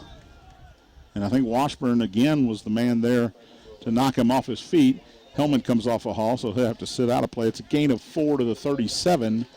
It'll bring up a big 3rd and 5 here. The defense has to get them off the field right here. You got to get the ball back to the offense and get that offense in gear. Tiger defense here with 3rd and 5 from the PRP 37-yard line. All on the right hash mark. And Robinson once again all the way to the sideline and all the way back to the opposite hash mark to get the play. Bishop, who burned the Tigers earlier, is wide to the right with Monte Robinson. Potts to the left, empty backfield. And a timeout is, I think they're missing a guy. I believe you're right. 3 receivers and no backs and no tight end. They're missing somebody. We'll keep it right here. Jim Brinkman, news not good, I imagine, for Roscoe and Joe Lyons, although they are both back out on the sideline. Yeah, Joe Lyons, as you mentioned, is over here in the crutches. Roscoe has been sitting on the bench, kind of looking out. Dr. Kuiper's looking at him right now because of patient confidentiality. They can't really talk, but when they start bringing that up, that's not always good news. Jim, what's the mood of the team right now down there to start this second half after being so up early? They actually came out pretty pumped. Whatever song that that was playing out there, they were jumping pretty much. And then on third down here, when they were doing, they were pretty excited about that. So it's that type of thing. This is a quality opponent, and we're going to have to win this game rather than fall into it. Tony and Coach Heiser can't be happy having to use that timeout with 10 on the field. No, John, and a big play, but you have to do certain things if you want to win football. Robinson rolling left, wants to throw. Oh, he's got all kind of space, has a wide open man. It's Potts at the 40, ducks a tackler, gets out to the 46-yard line for a first down. Just an easy pitch and catch from B.J. Robinson. I think what the Tigers have learned tonight, that these last two games were way too easy on them because guys are not doing their responsibilities on that fake. They're all heading for the football, and they're leaving space out there. And a nice job of play calling and a nice job by B.J. Robinson, the quarterback, of getting the ball out, and they keep moving the chains. Gain of 9 on 3rd and 4, and another third down conversion for Pleasure Ridge Park. 4 receivers to the right in an empty backfield, 1 to the left. Quick throw to the right, and hit as the ball was in the air was Monte Robinson, but that's legal. It was behind the line of scrimmage. And Monte Robinson got leveled, and I think, Tony, was it Washburn? Whoever it was, play the football, you might still be running. I'm not sure if it was Jake Taylor or Washburn, whoever, but whoever it was, jump that play as good as you can. And like you said, instead of hitting him, look for the football and try to turn this into a 21-7 game instead of a 14-7 game. Not the best decision, I think, by B.J. Robinson that time. And the Tigers, what they have been on third down. This is second down, but they've been really bad on third down trying to get the Panthers off the field. 2nd and 10, 3 to the left, 1 to the right. No tight end now, and Adams is the lone setback. He'll get the call running left. Big hole across the 50, first down, and drugged down by his feet at the 40-yard line. 2nd and 10, and just an off-tackle run gains 14 yards. It's hard to score points if you're on defense the whole game, and Tiger defense has been on the field way too much, and there's two things about that. They got to get themselves off the field here and make some plays, and when the offense gets the ball, they got to keep it longer. Austin Eisert had to come up and make the tackle. It's a gain of 14, first and goal. First and 10, at the 40. First and 40 I'd take. 1 receiver to the left, 1 to the right. That's Bishop, the burner, wide to the right. Backfield for the first time. They're looking for Bishop. High and deep down the right side. Taylor's with him, and I think he came down with it. He did. Bishop's got it. Taylor was with him. They both had their hands on the ball, but it's a pickup of 28 to the 12-yard line. Boy, and what a play by Taylor. He went up and just took that ball, went up and got it, and decided it was going to be his football. It's like a jump ball. But didn't come down with it. Dual ownership goes the offense. I said that wrong. I was thinking Taylor was the receiver. It's too dark up here. I can't see. Shannon Bishop with his second long one. 1st and 10 at the 12. And PRP, this drive started at their own 20. Handoff to Kennison up off left tackle. He's tripped up. Initially got through the line of scrimmage, but a good job by Jack Daly to come through and make the tackle. Kennison got 3 to the 9. It's 2nd down and 7. Well, Wyatt Smock got really good push from the nose tackle spot to kind of make that play not go the way the Panthers wanted to. But, boy, first possession here in the second half, Panthers have taken it all the way down the field to the Tigers' 7-yard line. And they've held the ball for over 4 minutes now. 7:50 to go here in the third quarter. Tigers still lead at 14-7. 1 receiver each way. And now coming off the sideline was Hall in the slot. They fake it to him and a whistle before the snap. And I think Coach Heiser, did he call another timeout? I don't see a flag. There's a flag over on the far side, on the PRP side. So it's just a false start before the snap against the Ridge. So that'll push them back to the 14-yard line. Bring up 2nd and 12. This is where they bogged down. Yeah, they've been great between the 20s. I was just going to say the same thing. And if you're Coach Heiser, boy, that's, somebody not being on the field, getting a 5-yard penalty, instead of being second and 7, you're looking at 2nd and 12. But the Panthers have been very good on offense here in the second and third quarter. Hopper and Hall go to the left. Hall in motion to the right now. They fake it to him. Running left is Robinson, hemmed in, now trying to get outside, and he will not. And it goes out of bounds another 5 yards back. Jake Owen was there, and I believe it was Jacob Stouffer, or maybe Owen Weiss that came up and stripped it out. But that ball flew all the way back to the 19-yard line, so it's going to be a loss of 5 on the play. That got upfield and did a nice job of staying at home that time. On the fake, that time Robinson didn't have anywhere to go. Tigers do a great job of stringing it out, and then they knocked the football out, like you said. So this is where the Tigers have had trouble. 3rd down and long, they've been giving up first downs, and at this point, a first down is almost a touchdown. 3rd and 17 at the 19. Backfield. They're not going to run it. Behind, under center.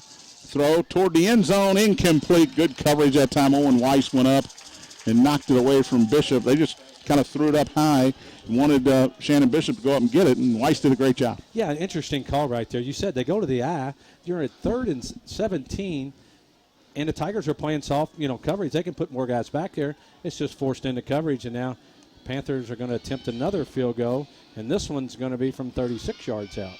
Evan Kawadla, I'll get it right. Thank you. Excuse me. He will try another long field goal, 36 yards. Plenty of leg again, and this one is good. It's 14-10. St. X leads it. 7 minutes to go in the third quarter. You're listening to St. X High School Football on the Bissig Impact Sports Radio Network. Season after season, Hershey's has the most talked about team of sweet treats. From the all-star combination of chocolate and peanut butter in a Reese's cup to the delicious flavor of the milk chocolate bar that started it all, Hershey's brings its best to every game. Hershey's is proud to be a sponsor of Jefferson County High School sports on the Bissig Impact Sports Radio Network. Stop by your nearest Kroger today and pick up your favorite Hershey's treat and find out why Hershey's and high school sports are the perfect match. Hello, everybody. This is Larry Bissig. Thank you for listening to our live coverage of Jefferson County High School football featuring the St. X Tigers on the Bissig Impact Sports Radio Network. And don't forget to tune in on Sundays to the Cincinnati Bengals. Check the paper for game times and station. Tonight's broadcast is just one of a wide range of marketing communication services the Bissig Impact Group uses to deliver bottom-line results for our clients. Call us today at 583-0333 or visit Bissig.Impact Group. Integrative, innovative marketing. Back at Brother Thomas More Stadium. John, Tony, Jim, and Todd 14-10 as the Panthers have cut into the Tiger lead. His kick is taken by Cameron Garrett at the hash, crosses the 20, finds a hole at the 30. He's to the left of the 45 and hauled down from behind at midfield. Big return from Cameron Garrett, and Dwayne Hall may have saved a touchdown. He did, and it just slowed him down enough that the guys from behind could actually run him down. And a big play by the Tigers, who needed good field position. And now the offense has to get like it was early in the game and get that thing oiled up and get going. Maybe see a little dose of Sam Taylor coming at you here. 1st and 10, ball squarely on the middle stripe.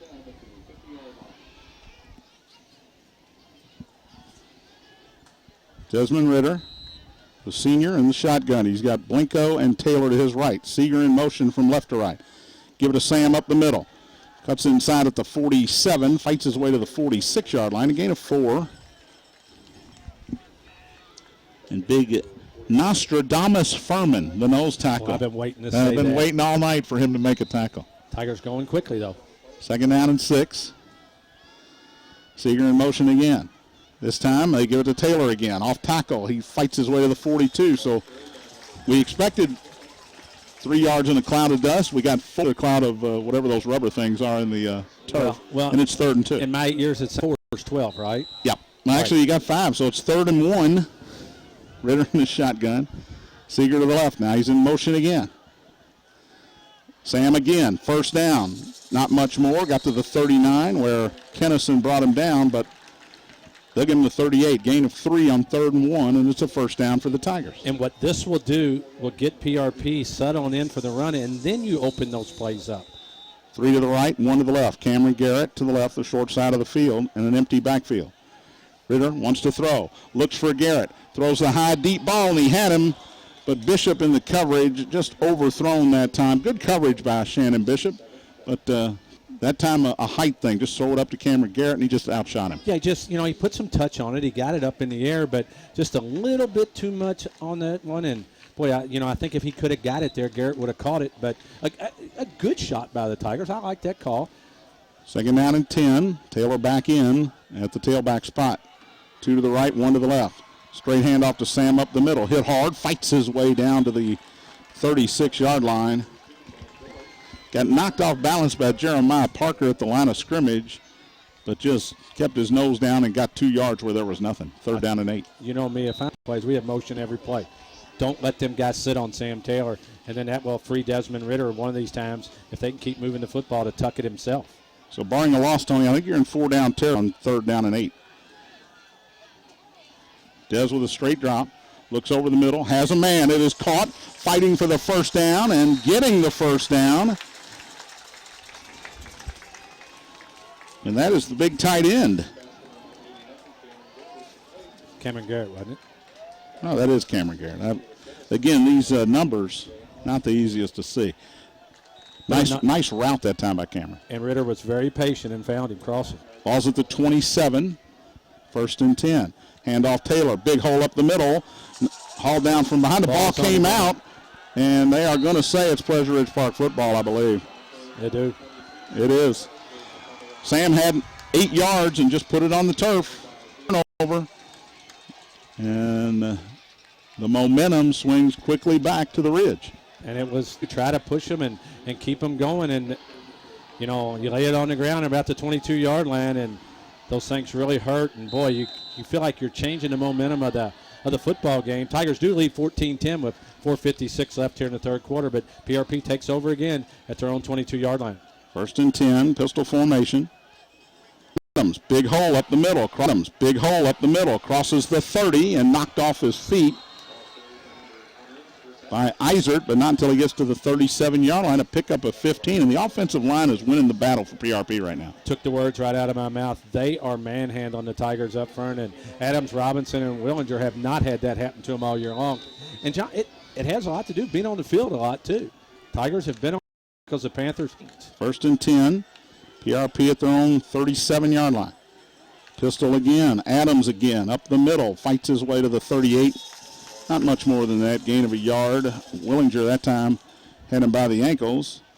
And Andrew Ewells had him by the torso. Brought him down. 2nd down and 9.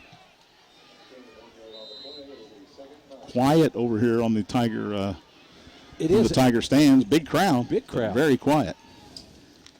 Waiting for something good to happen to the Tigers. They get the ball down there, and then they give it back to them. And right now it's just kind of a tug of war going back and forth. Here with 4 minutes left in the 3rd. 1 receiver to the left, 3 to the right. Garrett Lawrence is the widest to the right. Robinson wants to throw. Late pressure. Hit as he throws it in the air, and it is through the hands of Monte Robinson at the St. X 45. Jake Taylor was the closest Tiger, but Robinson kind of let that one get over his wrong shoulder. Well, I believe it was Kyle Robinson coming from the left side of that defensive line that hit B.J. Robinson after he let the ball go. So it's tough to throw. The ball's flooded. Most of the play by the Panthers to have a big play. So 3rd and 9 for the Tigers, and they have struggled in 3rd down defense. Too many Robinsons in this game. There are, 2 receivers to the left, 3 to the right. Bishop, who caught the touchdown, is to the left. Empty backfield. Quick throw. Bishop's got it. Short of the 1st down. Makes a move. Has the 1st down. Down the left sideline. Cuts it back inside. Stepped out of bounds on the PRP sideline, but it's enough for a 1st down for Shannon Bishop. And again, the Tigers can't get off the field on 3rd down. Wow. And it's been 3rd and long. It hasn't been like 3rd and 1, 3rd and 2. And it's just a quick get the ball out quick. Let your athletes go. And Tigers having trouble making a play out in space. And once again, give the credit to the Panthers and Bishop for getting across midfield down to the Tiger 44-yard line. 1st and 10, 3:44. Clock stopped. 3rd quarter. 4 receivers in the pattern again. Kennison is the lone setback in the pistol. Robinson wants to throw. Pressure comes straight, and the ball hits the turf. He was hit as soon as he touched it by, I believe, Andrew Ewells. It'll be 2nd and 10. Well, the Tigers brought Chandler Simpson from the outside linebacker spot, and that's really where the pressure came. Even though it was a screen, it disrupted everything, and B.J. Robinson really just had to get rid of the football quicker than he wanted to. So nice job by the Tigers on first down. But for these athletes from PRP, the one thing that really surprised me, how they're so easily throwing the ball. 2 each way again. Chris Adams back in there at the tailback spot, and he will get the cut. Has a bit of a hole, is tripped up. Washburn came up to get a piece of him. And Jack Daly finished him off at the 41, gain of 3 to bring up 3rd and 7. And these, like you said, these are the downs the Tigers have had trouble getting off the field.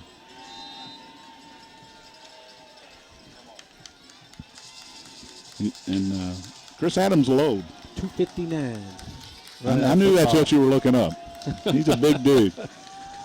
3 to the right. Come on, defense. 1 to the left. Pistol formation, and Robinson wants to throw.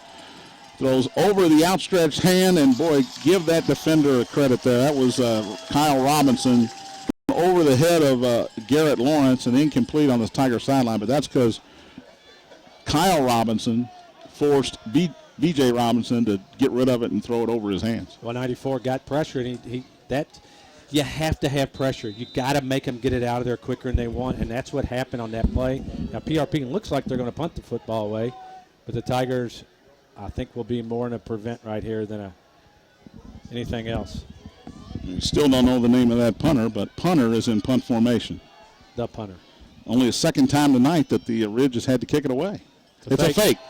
To the up man. He's got some room around the right side, and he's tripped up. Terrific play by Washburn to keep him short of the first down. They snapped it to Deion Pulliam, the up man, 36-4, and the Tigers will take over. Well, the Tigers played it terrible. It looked like it was going to work. You have to know there's going to be a fake in that situation. The outside was given up. He had, getting to the sideline, he had room to run. But Braden Washburn just flat ran him down and made a shoestring tackle, and now the Tigers have good field position and need to do something with it at their own 36-yard line. They lead this game 14-10.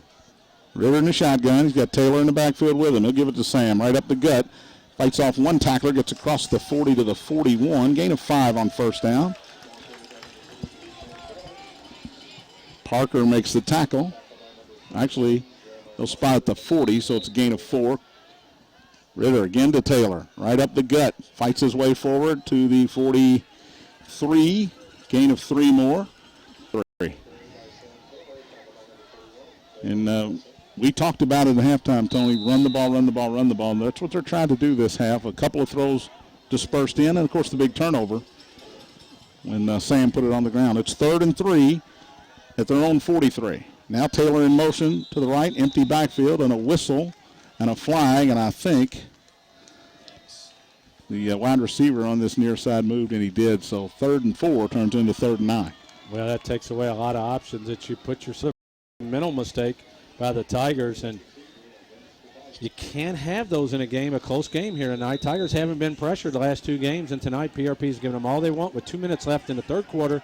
Tigers lead 14-10 and have the ball at their own 38-yard line, 3rd and 8.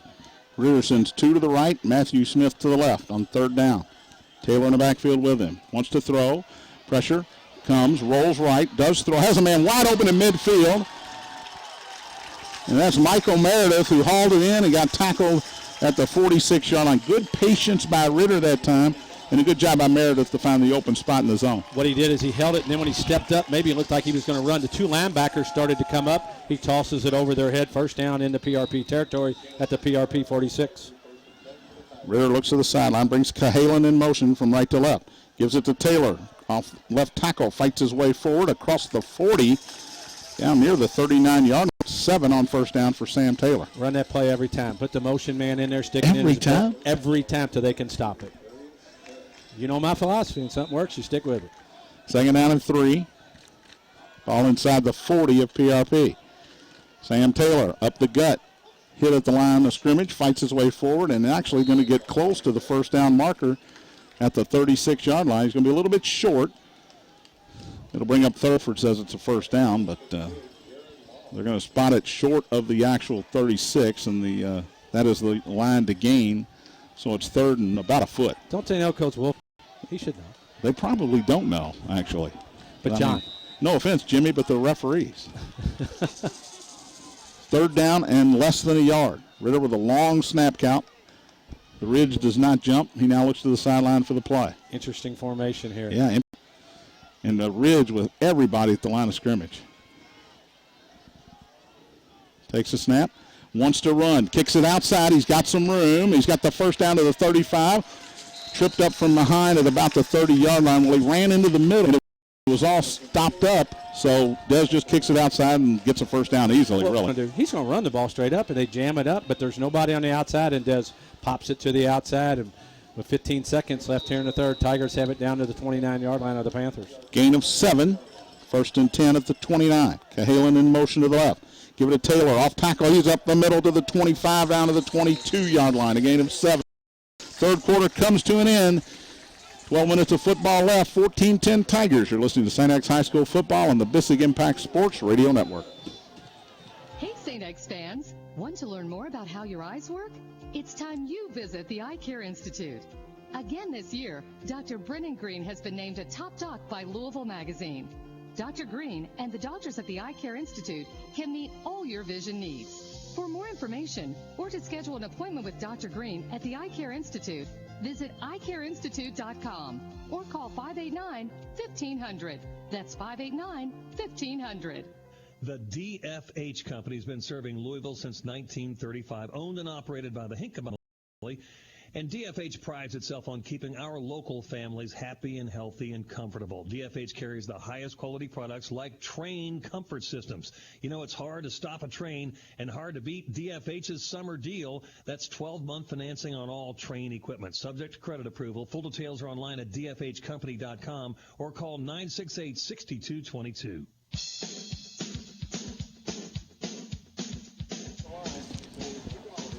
Back at St. X, John, Tony, Jim, and Todd. 1 quarter of football left. Quickly down to Jim Brinkman. Haven't gone to you that quarter, Jimmy. My bad, but the Tigers seem to have gotten a little bit back here. Yeah, it was interesting during that little quarter break. There were 5 coaches of St. X. All of them are doing their best Lombardi talk out there, trying to get them motivated. They understand that once you get across the 30-yard line, you're in Owen Johnson's territory. And it is 2nd and 3 as we start the fourth quarter for the Tigers at the 22. Sam Taylor off tackle, first down. Fights his way inside the 20 to the 15, a gain of 7 more for Sam. Tigers in the green zone, brought to you by Dr. Brennan Green and the Eye Care Institute. Well, what they do is they bring Cahalan again in motion, and the defensive end on the outside followed Cahalan and even gave Sam Taylor more room to run the football. Ball's inside the 15, actually at the 14, 1st and 10. Taylor again running up the middle, cuts back inside. Just a quick zig to the left and a zag to the right, and he's to the 9-yard line, a gain of about 5.5. Eberle, Canaday, and Watts Mock in the middle doing an excellent job of getting on their blocks, and Sam Taylor being patient. He's not the quickest guy in the world, but, boy, he has good vision and gets that 9-yard line. 11:25 to go here in the game. 14-10 Tigers lead. They scored both touchdowns in the first quarter. Taylor's to the left. Halen. They hand it to Brewer, running left. Gets a great block from Sam Taylor. And I think it's over on the sideline. It should be Tiger football. As Brewer Cahalan just going for some extra yardage, the ball came squirting out, and a couple of Panthers and a couple Tigers chased it till it went out of bounds, close to the first down marker. Wow, I tell you, just Tigers are moving the football. They fumbled it earlier, gave RP, and boy, you have Almost to protect the football.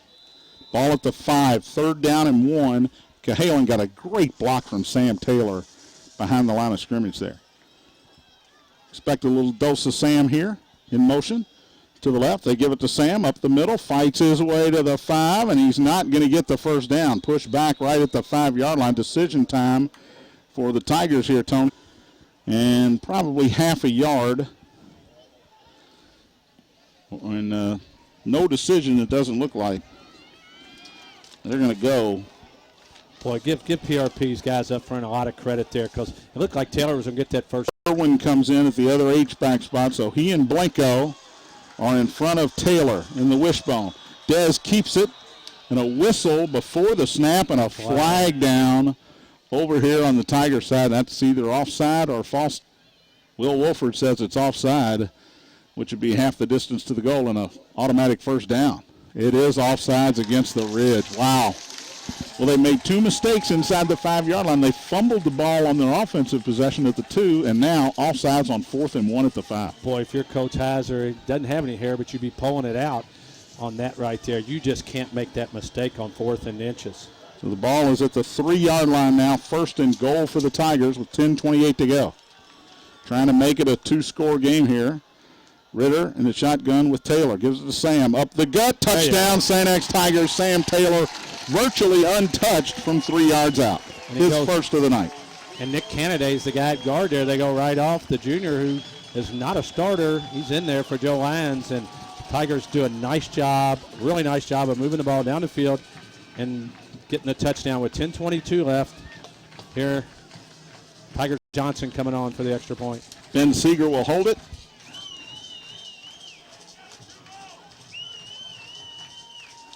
Good snap, good hold, and it's blocked. Wow. Tigers 0 for 2 on extra points tonight, but they lead it 20-10, 10:22 to go. Your next High School Football Impact Sports Radio Network. Season after season, Hershey's has the most talked about team of sweet treats. From the all-star combination of chocolate and peanut butter in a Reese's cup to the delicious flavor of the milk chocolate bar that started it all, Hershey's brings its best to every game. Hershey's is proud to be a sponsor of sports on the Bissig Impact Sports Radio Network. Stop by your nearest Kroger today and pick up your favorite Hershey's. Hershey's and high school sports are the perfect for thousands? At Events LLC, designers are available to provide custom production and creative design services to coordinate your perfect event. Hosting a smaller gathering? Try their rental, installation, and delivery services. Events LLC has everything needed to facilitate your next event. Their 66,000 square foot warehouse is filled with unique props, linens, dance floors, and anything else you can think of. Call 583-5007 or visit eventsllc.com. Back at St. X, here's Tony Burke, Jim Brinkman, Todd Powers. 20-10. St. X has extended their lead over PRP. 10:22 to go, and Owen Johnson's kickoff will sail into the triple jump pit on a fly. And PRP will start at the 20. Jim Brinkman, what happened on that extra point? It was definitely a low kick. Owen Johnson it's good snap, good hold down, and really it got to be about 7 foot off the ground. So you just have to go ahead and, when you're going ahead and kicking 6, 7, 8 extra points a game, First and 10, PRP at the 20. B.J. Robinson in the pistol. Wanted to hand. Now the ball is loose. He went to throw it. It came out. It's loose. The Tigers and Robinson are diving for it. We'll see who came up with it. Nobody celebrating on either team, which tells me PRP probably got it back. Now the tight ridge ball. It was just going to be a little pop pass across the middle, Tony, and just came right out of the hand of Robinson. It did, and boy, that was just awkward looking. It looked like it was raining out there or something, and the ball just slipped out of his hand, went straight up in the air and fell on the ground. And boy, just a mad rush for it to see you can get the football, but a big loss on first down for PRP. Fortunately for the Ridge, just a foul over. 2nd and 15. The speedster, Bishop, wide to the right, 3 to the left. Pistol formation again. Adams stays in the block. Quick throw, looking for Bishop over his head, and that time Jake Taylor was, Austin Eisert was setting in to lay the lumber on Bishop, but I think Austin saw that the pass was well overthrown and did a good job to lay off. He did, because last thing you want was a 15-yard penalty. So 9:26 left in the football game. Tigers lead the Panthers from PRP 20-10. Long, not a down the Tigers have been good on today. No, it has not been. 9:26 to go. 3 to the right and 1 to the left. Bobbled snap again, and the throw, they say it did not hit the ground. Monte Robinson's got it, and he's got a first down across the 30 on 3rd and 15. Wow. Just a little swing pass. I thought it hit the ground, but no whistle, and it's a first down all the way out to the 32 on 3rd and 15. Pin back, and the Tigers cannot get off the field on 3rd down. I don't know what it is. It's the speed of PRP, I think, a lot, but that was about a 1-yard pass and about a run. And Robinson juggled the snap to begin with. Yeah, everything was wrong on that play, but it was.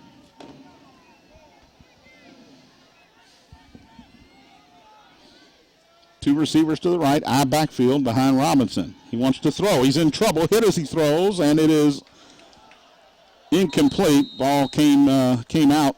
Potts was there. Weiss was there. Potts dove for it but couldn't come up with it. And, again, Robinson had to get rid of it quickly. Well, the St. X defensive backs are struggling tonight, John, in coverage. They're giving a lot of cushion. I think they're just afraid of the speed of the Panthers. And if Robinson gets a completed pass, but pressure a lot of times will disrupt that. The Tigers did a good job there. 2nd down and 10 after the incomplete pass. Manual defeated Western tonight 40-6. We'll see the Crimsons in 2 weeks right here at Brother Thomas More Stadium. To the right, caught by Garrett Lawrence, and he's out near a first down again. Got a couple of nice blocks from his receiving partners. Jacob Stouffer able to bring him down, but not until he gets 10 on a first down out at the 42-yard line. Well, they split 3 guys out, and the Tigers have 2 guys out there in the safety deep, and all they do is get it out quickly, and they do a nice job of blocking, and PRP moves the chains again. Defense can just not get PRP off the field, and John, but tonight they have struggled. 2 receivers to the right, 2 to the left. Pistol formation. Chris Adams is behind Robinson in the pistol. Rolling right is Robinson. Wants to throw back to the left. Middle of the field. He's got Bishop. It's caught at the 20, and he is tackled at about the 13-yard line. Jake Taylor made the tackle, but Bishop's in there. They're going to take their shots, and they are successful again. Well, he just throws it out there and hopes Bishop can get to it, and he beats Jake Taylor down the field, and now the Panthers are 14 and 44 yards on the throw and run, the catch and run. And Jake Taylor saved the touchdown. 8:14 to go. And once again, the Panthers have had trouble once they've gotten into the red zone. Hand off to Hall, right room. It's clogged up quickly, though, and down to the 11. A gain of 3 for Dwayne Hall.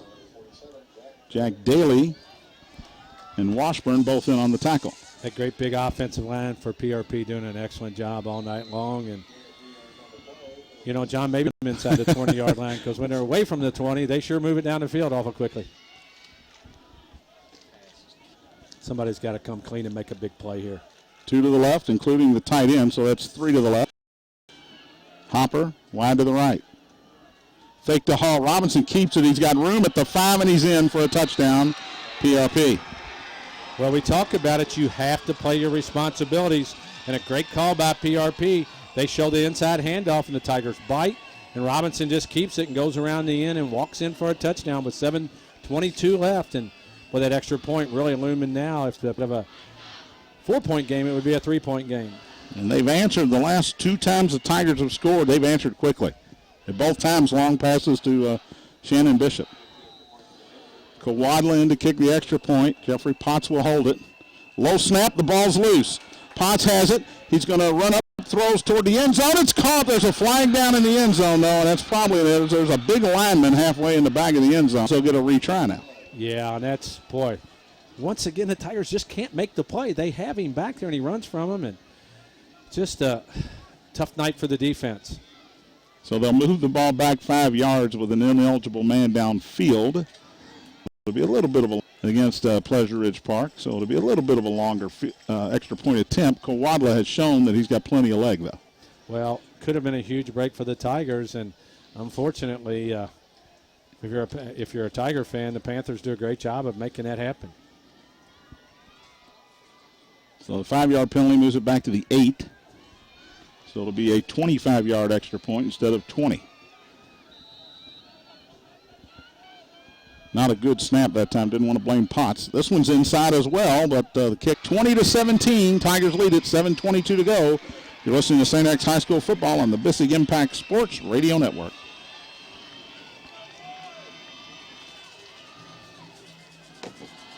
Or Conquering Brutus, the Mechanical Bull. Christian family owned and operated, Louisville Inflatables specializes in school and church functions, festivals, and city fairs, offering sizes while being clean, safe, insured, and state inspected. Stop imagining and 379-0876 or book online at LouisvilleInflatables.com, where laughter adds to life. Louisville Inflatables. The DFH Company has been serving Louisville since 1935, owned and operated by the Hinkemine family. And DFH prides itself on keeping our local families happy and healthy and comfortable. DFH carries the highest train comfort systems. You know, it's hard to stop a train and hard to beat DFH's summer deal. That's 12-month financing on all train equipment, subject to credit approval. Full details are online at dfhcompany.com or call 968-6222. Back at St. X, John, Tony, Jim, and Todd, and we have ourselves a ball game, folks. 20-17. St. X leads it with 7:22 to go. Kickoff. This one's going to go out of bounds if Garrett will let it go, and he's out of bounds at about the 5-yard line. And the Tigers will they make them kick it again, Tony? They tried that. He's going to. They did that once and came away with an injury. Wide receiver.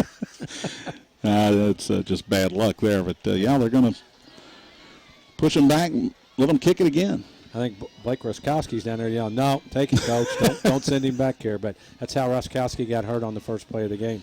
But interesting, you know, you're going to get great field position. I guess Coach Wilford feels like they're going to get better. They gained 2 yards on the one and lost Roskowski. Yeah. That wasn't a good trade. And this guy's got a little foot, too. It's not like he's just going to pop it up to the 30-yard line. Kawadla from the 35 this time. Garrett will come up and take this one at about the 14. Up the right hash to the 20, to the 30, into a big pile of people, crosses the 35, then at about the 37-yard line. The Tigers will start there with 7:14 to go. That's exactly what happened on the first one when they re-kicked. Jim Brinkman, nothing going right for that Tiger defense tonight. You know, the things that we've seen that the people that have watched every game have seen, you know, the kicking game and the defense have played well all year for the first quarter at Lexington Catholic. That is not the case tonight. Yeah, absolutely not. What's up to the offense here, John? Yeah. Get away from the Panthers. And if you're Jason Heiser, you got to be telling your guys, I don't care what they do, stop Sam Taylor. Backfield with Dez. Seeger in motion. Give it to Sam. Up the middle, nothing there. Got back to the 35 and a loss of a couple. And if you're Jason Heiser. Yeah, they're going to sell out on the inside, and I would have ran the same play too, but this might be an opportunity to show that, and this might be the time, John, to have Dez keep the ball around the end because they're going to bite on Sam Taylor, and this might be a good opportunity for him to run down the hash mark. They give Sam the 36, so only a 1-yard loss, bring up 2nd and 11. 2 to the left, 1 to the right. Dez keeps it this time. Good call, Tony Burke. He's across the 40 and out of bounds at about the 44-yard line. Forced out by Monte Robinson. Brings up a 3rd and 3.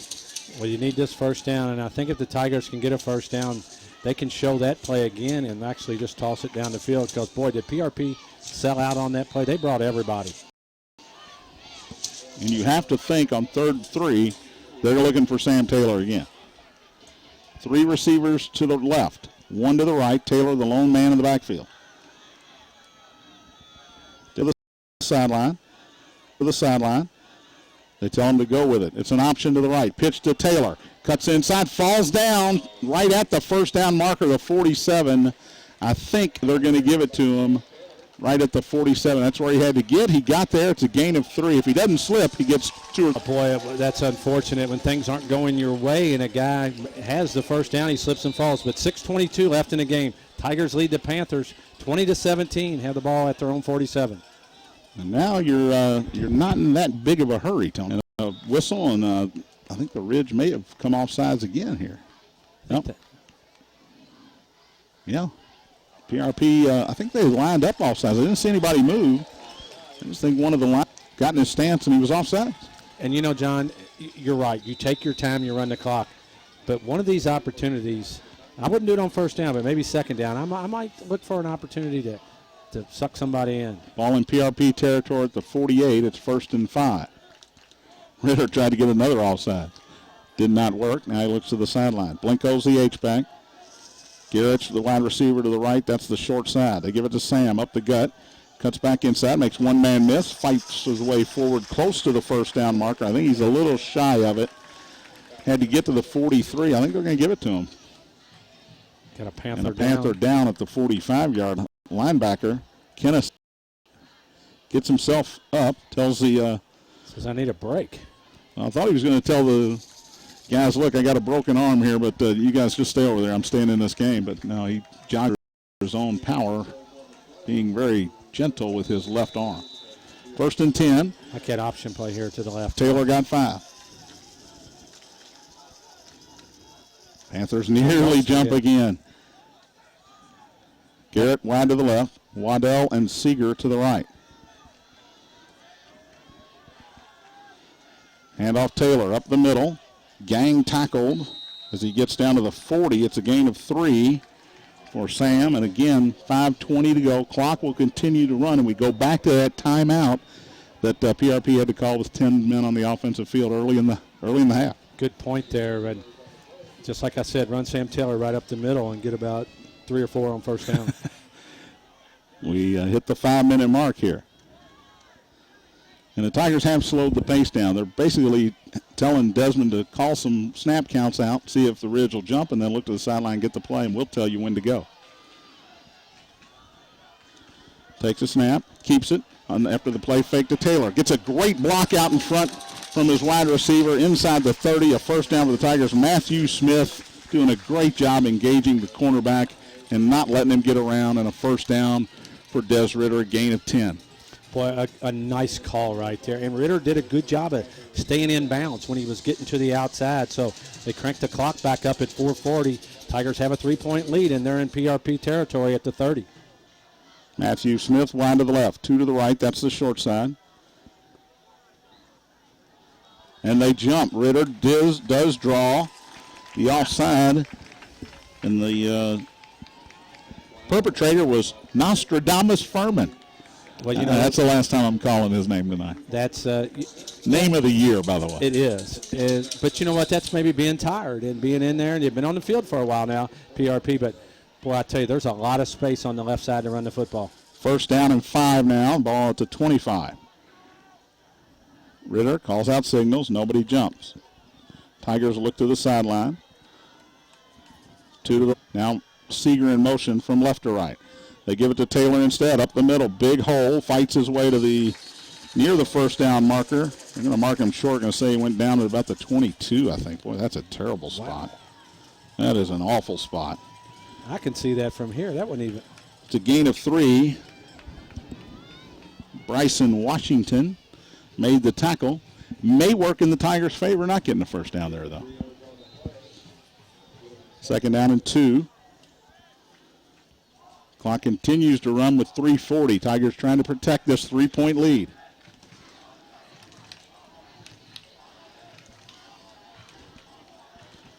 Well, I think if you're the Ridge, you got to sell out on Taylor here. Instead, Ritter keeps it up the middle. They may have done just that, and he's gone. Touchdown, St. X Tigers. Desmond Ritter from 22 yards out. And they followed Sam Taylor, which I don't blame them for doing. Well, that's why you got to use him like that. They ran the motion. Then they showed the handoff, and what did everybody do? We've got to stop Sam Taylor. And Desmond Ritter goes straight up the middle for a touchdown, and hopefully that's the door we heard slamming on the PRP Panthers. But still a lot of football game left with 3:23. Tigers lead 26-17 with the extra point coming. And Owen Johnson 0 for 2 tonight, Tony. I give you 10-1. He knocks this one through. And he does. 27-17, 3:23 to go. You're listening to St. X High School football on the Bissig Impact Sports Radio Network. Planning an event for thousands? Bissig. At Events LLC, designers are available to provide custom production and creative design services to coordinate your perfect event. Hosting a smaller gathering? Try their rental, installation, and delivery services. Events LLC has everything needed to facilitate your next event. Their 66,000 square foot warehouses, linens, dance floors, and anything else you can think of. Call 583-5007 or visit .com. There are few things that truly inspire, like seeing young athletes succeed.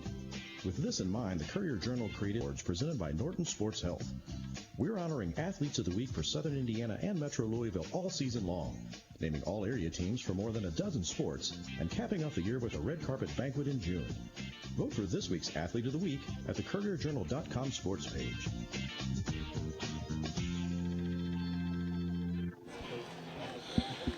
Back at St. X, touchback for Owen Johnson's. Go down to Jim Brinkman. Boy, that last play call, Jimmy, they just sold out on Sam Taylor, and Dez was free to go. Yeah, if you notice in the first half when Dez got hurt and had to get the ankle retaped, he only ran the ball one time in the second quarter. And finally they've opened it up, and that was an important drive for the Tigers. Oh, absolutely. 27-17, and now PRP forced to do some things quickly. Quick throw over the middle, caught by Monte Robinson. Quick tackle, a gain of 13, maybe 14. Jacob Stouffer with the hit, and he's slow to get up. But he does finally get up, the Tiger strong safety. Well, they're going to throw it. Pin those ears back and come after him. Put some pressure. Tigers have not got much pressure tonight. 3:16 to go. Tigers with a 10-point lead. Pressure up the middle. In trouble, Robinson gets away from the pursuer. Now throws it down the sideline, incomplete. Intended for Bishop. Was it Andrew Ewells, Tony, who just missed Robinson in the backfield? Yeah, he came loose, but it disrupted the play, and it made Robinson go out of his element, and he throws the ball over the receiver's head out of bounds. So 3:05 left in the game. 27-17 Tigers here at St. X High School, and PRP trying to get one of those quick scores that they've done a couple of times tonight. Second down and 10, ball at their own 34. Robinson's got 4 receivers in the pattern. Throws to the right, through the hands of Bishop, and almost intercepted in and out of the hands of Owen Weiss, and that one would have sealed it. It's 3rd and 10. Well, unfortunately, that happened for the Tigers, but if he catches the ball, he might be running down the middle of the field, and luckily for the Tigers and luckily for the Panthers both, that's an incomplete pass. So 3rd down and 10, clock stopped, exactly 3 minutes to go. Tigers are giving a lot of cushion, but you got to be careful, too, the way these guys from PRP run. Rolling left is Robinson. Hit as he throws, ball flutters out of there, incomplete. Just out of the reach of Garrett Lawrence. Braden Washburn was there, Jake Taylor was there, short of the first down. But again, you talk about disruption, you talk about it all the time. That's another example. Andrew Ewells came from that right side, and you know what? You look up as a quarterback and see a big 90 in your face. It does make you throw it a little quicker and a little out of it. So 4th and 10 for the Panthers, their last shot here. It was 3rd down they've gotten them all, so maybe the Tigers can stop them on 4th. 2:55 to go. Tigers lead at 27-17. It's a make-or-break play for the Panthers.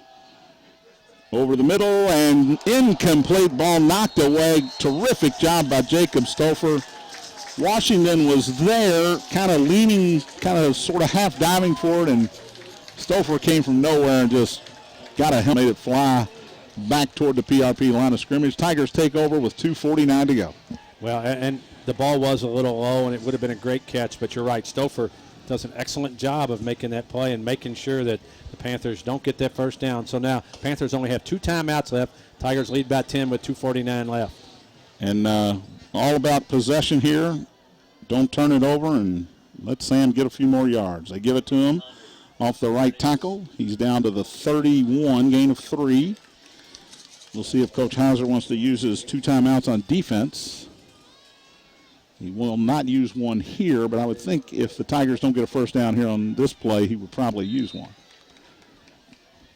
And Alex can run this clock down to the 2:05 mark before they snap it. Yeah, there's no sense in being in a hurry. If you're Desmond Ritter, when the referee raises his hand in the back is when you call the play. Well, first you try to draw them off sides, right? Well, that's a good call, too. In fact, I don't think William wants to do that with a chance of his guys jumping, so it's just look to the sideline. I'll tell you when to go. Give it to Taylor, running left up the middle. Hauled down, and a timeout quickly by PRP. We'll take one as well with 2:04 to go. Tigers lead it by 10. You're listening to St. X High School football on the Bissig Impact Sports Radio Network. Hey, St. X fans. Want to learn more about how your eyes work? It's time you visit the Eye Care Institute. Again this year, Dr. Brennan Green has been named a top doc by Louisville Magazine. Dr. Green and the doctors at the Eye Care Institute can meet all your vision needs. For more information or to schedule an appointment with Dr. Green at the Eye Care Institute, Visit eyecareinstitute.com or call 589-1500. That's 589-1500. Quantum Graphics may be the most customer service-minded printer in Louisville. How do we know? Because customers say about them. Quantum consistently treats our jobs like they're the most to do. They're a rare company that seems truly dedicated to providing over-the-top great service. Want this same kind of service when you need print on demand, design, online ordering, binding, and storage and fulfillment? Contact Joe Meeks at 502-314-7233 or visit quantumgraphics.com. Back at St. X, 2:04 to play. 27-17 as Jacob Heiser uses his second timeout on defense. 3rd and 3 for the Tigers. High snap. Ritter pulls it down, and he's in trouble back at the 30, and he'll be brought down by a couple of Panthers. PRP will call their 3rd and final timeout. And the Tigers at the 30-yard line, Tony, 4th and 6. You're out of field goal range. I mean, he can make it, but you don't want to do anything crazy here. I would assume you just run the ball on 4th down here and play some defense with 1:57 to go. Where there's one of the disadvantages of running the shotgun all the time because it was a high snap, and that's one of those ones, if it gets away and PRP recovers it and scores quickly, an onside kick, a lot of crazy things could happen. But Tigers want to run that clock. PRP is out of timeouts, like you said, but 1:57 left, 27-17 Tigers. And I know what Coach Wolford's thinking. Handle the football off kilter. Now I'm going to check something here. And we're about a minute 57 away from Trinity Week. They have switched centers, and they've switched groups. And in this situation, Clayton 6 on him, but, it's hard to come in and snap the football. So 4th down and about 7. And the ball's on the ground again. Ritterbed lost it. Ball's still on the ground. Picked up by PRP, and they've got it at the 45-yard line. Desmond's got to just fall on that one. And that's on him. That's a good snap. But the Ridge was going to get the ball regardless, but now they'll have decent field position. They'll start their own 45 with no timeouts. And they almost picked it up and took off running with it, which would have Joe Pisarcik play. I know it's a 10-point game, but wow. Nightmarish right there for just a second. So PRP will start at their own 46-yard line, 1:50 to go. No timeouts. Great field position. So if you're the Tigers, you want to keep them in front of you and try to keep them in bounds. 10-point lead with 1:50 left. 4 receivers. Robinson rolls left, 3-man rush, throws it high and deep down the middle, overshot everybody. Bishop, as is the case on all of the bombs, was his intended receiver. But he missed him by about 20 yards that time. Well, the safeties Tanner Brown was back there. The safeties have to be aware that one thing that can happen, you don't want to miss a tackle and let a guy run, but you can't let somebody run past you in this situation. 2nd down and 10. Into on a long pass, you don't think you could, if the guy's going to catch it, tackle him. Interference. You tackle him and give him a 15-yard penalty. 3 receivers to the right, 1 to the left on 2nd and 10. Rolling right is Robinson. Throws, has a man. It's caught by Garrett. And Garrett Lawrence, and he's knocked out of bounds inside the 40 at the 38-yard line. It's a gain of 16. And he gets out of bounds. And he stops the clock with 1:35 to go.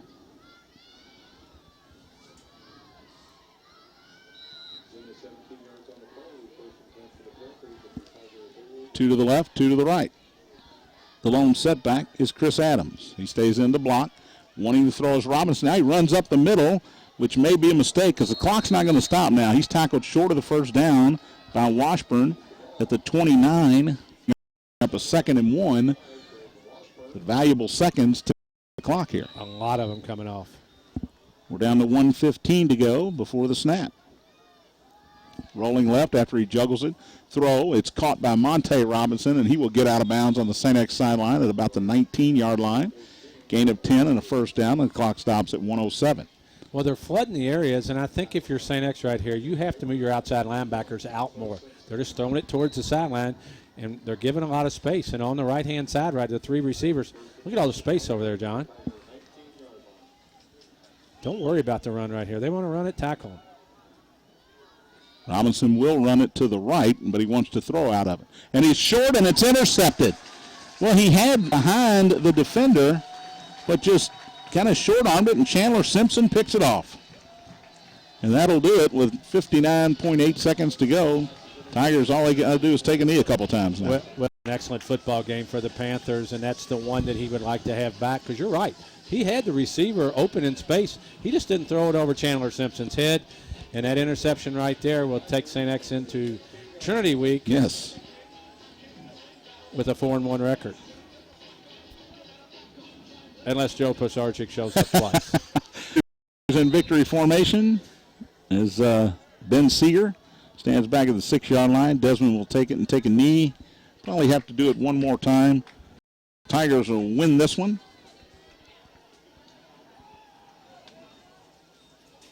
Jim Brinkman reminds us that future Tigers. The future Tigers will be on the field. And the kids love it. They go out, they get autographs from the players and get to mingle with the players. The players love it too. It's a lot of fun here on Future Tiger Night. 35 seconds to go. Desmond will take the knee one more time.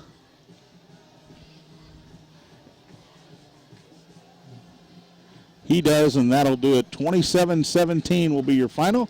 We'll come back with the Eye Care Institute post-game report. You're listening to St. X High School football, the Bissig Impact Sports Radio Network. You've been listening to the St. X Tigers and Jefferson County High School football on the Bissig Impact Sports Radio Network. Brought to you by Hershey's Candy. This season's live play-by-play coverage is sponsored by Hershey's Candy. Make every day a little sweeter when you pick up your favorite Hershey's Candy at any Kroger store. The Eye Care Institute. Call St. X grad Dr. Brennan Gray 1500 or visit the website at eyecareinstitute.com. Nights Travel. Fly by nights. It's the best way to travel. Courier Journal. The Courier Journal. Now with high school sports coverage Sundays in print and at courierjournal.com. Call Don, Chris, or Alex Hinkabine at 968-22 for all heating and cooling needs. St. X High School. Learn more at stx.com or call 502-647-4712. St. X High School. This is where you start. Events LLC. Custom designs uniquely tailored to your event. From setup to takedown, we'll make your event extraordinary. Integrated, innovative marketing. The Eye Care Institute post-game wrap-up is next on the Bissig Impact Sports Radio Network. Brought to you by former major leaguer and St. X class of 1998. I'm Pat Lampton, Chief Engineer at NASA and member of St. X class of 1983. My name is Carl Ellsworth, screenwriter of the new Gremlins, and I'm also a member of St. X's class of 1990.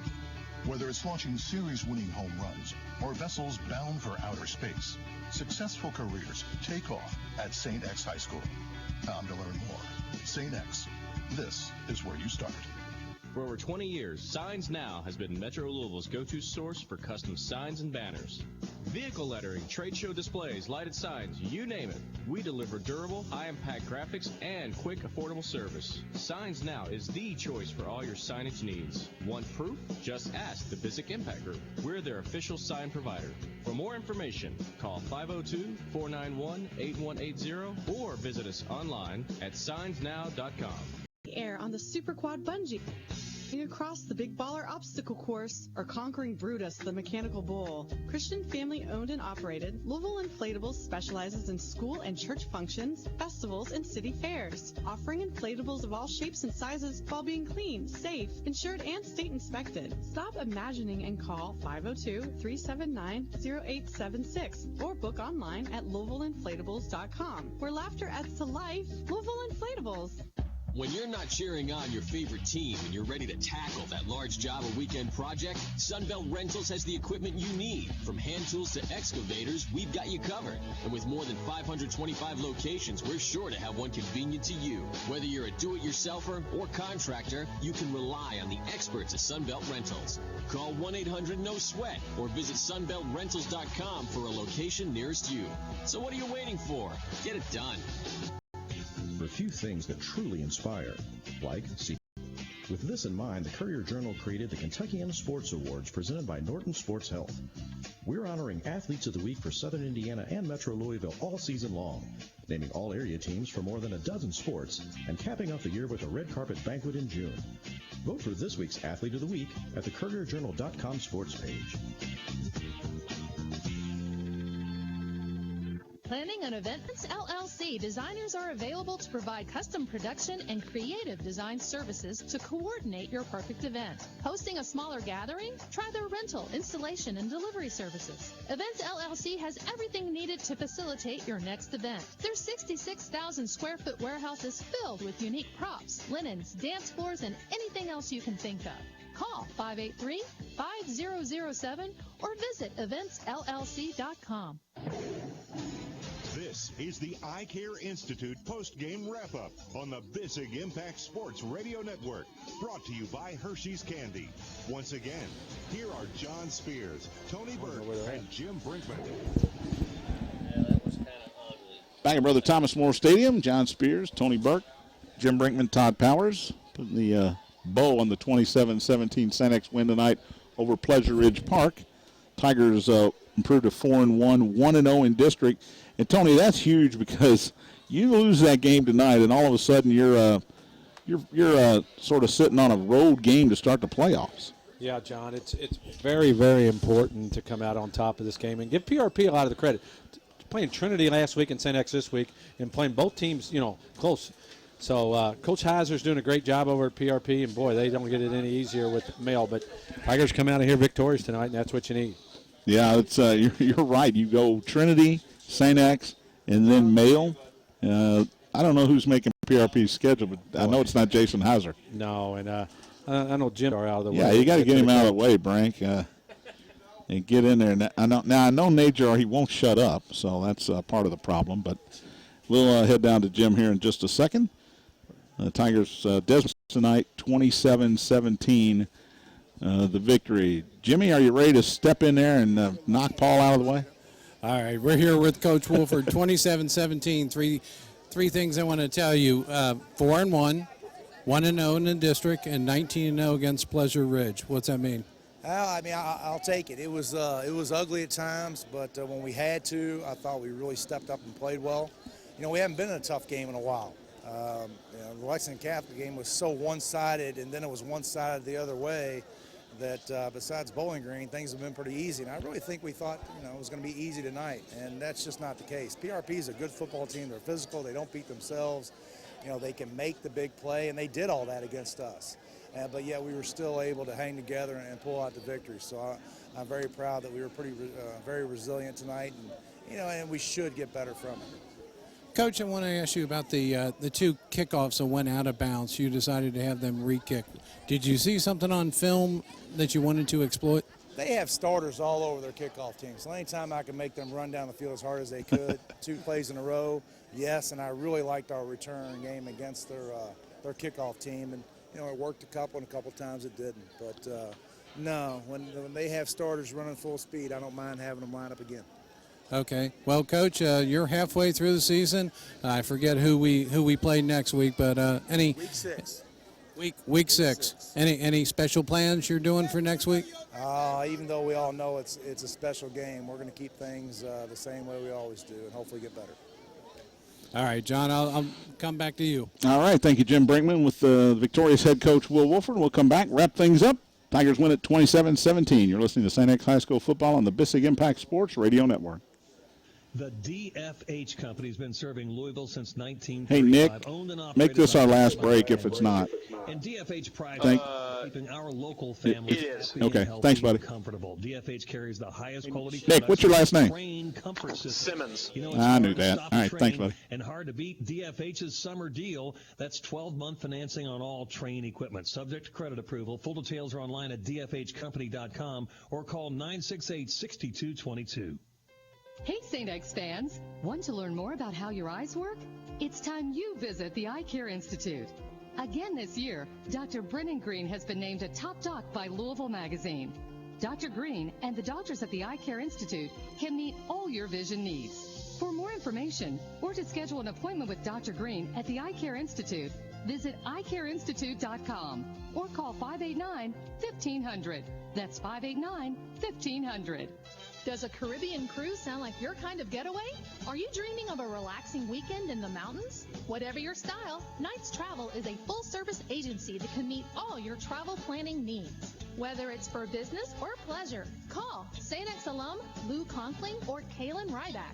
They'll get you there at a great low cost. Call Kaylin at 292-4749 or Lou at 292-4750. Fly by Nights. It's the best way to travel. Season after season, Hershey's has the most talked about team of sweet treats. From the all-star combination of chocolate and peanut butter in a Reese's cup to the delicious flavor of the milk chocolate bar that started it all, Hershey's brings its best to every game. Hershey's is proud to be a sponsor of Jefferson County High School sports on the Bissig Impact Sports Radio Network. Stop by your nearest Kroger today and pick up your favorite Hershey's treat and find out why Hershey's and high school sports are the perfect match.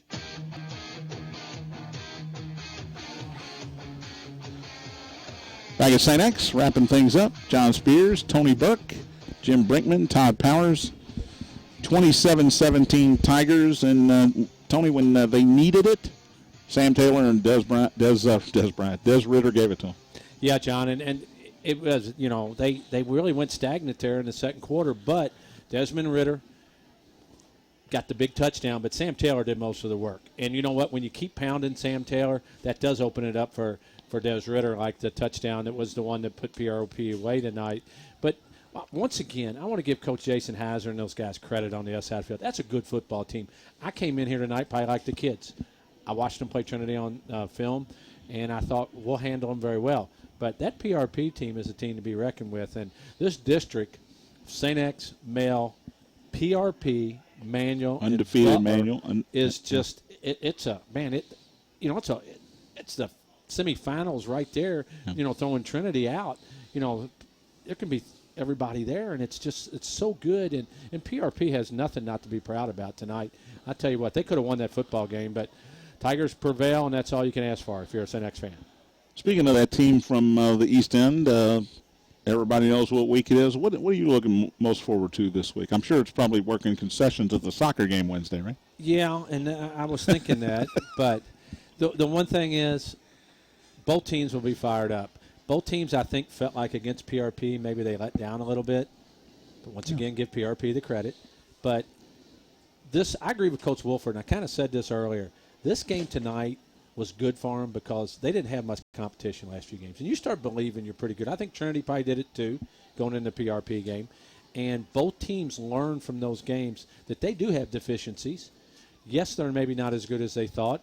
And there's things they got to work on. And they'll go to that film, and St. X and Trinity will both go to that film too and find, what did not work, what the PRP did well, and they'll try to, do those things. So it'll be interesting. It's a chess game, and boy, hopefully the weather's great and we get that great crowd we always get. Future Tiger Night, all the future Tigers and families out on the field, covering about half of the field right now, and just hanging out with the players and coaches and just having a great time. Just a great night every year, Future Tiger Night. Want to remind everybody, we'll be on the air next week at 7 o'clock, our normal time. It's a special 1-hour Eye Care Institute pregame report leading up to the 8 o'clock kickoff against the Trinity Shamrocks. That's 1 week from tonight.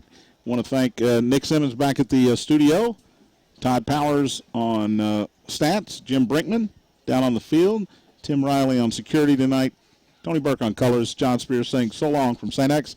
Final score here once again, St. X Tigers 27, Pleasure Ridge Park 17. You've been listening to St. X High School Football on the Bissig Impact Sports Radio Network. Hello, everybody. This is Larry Bissig. Thank you for listening to our live Thanks, Nick. Jefferson County High School Football featuring the St. X Tigers on the See you, buddy. Impact Sports Radio Network. And don't forget to tune in on Sundays to the Cincinnati Bengals. Check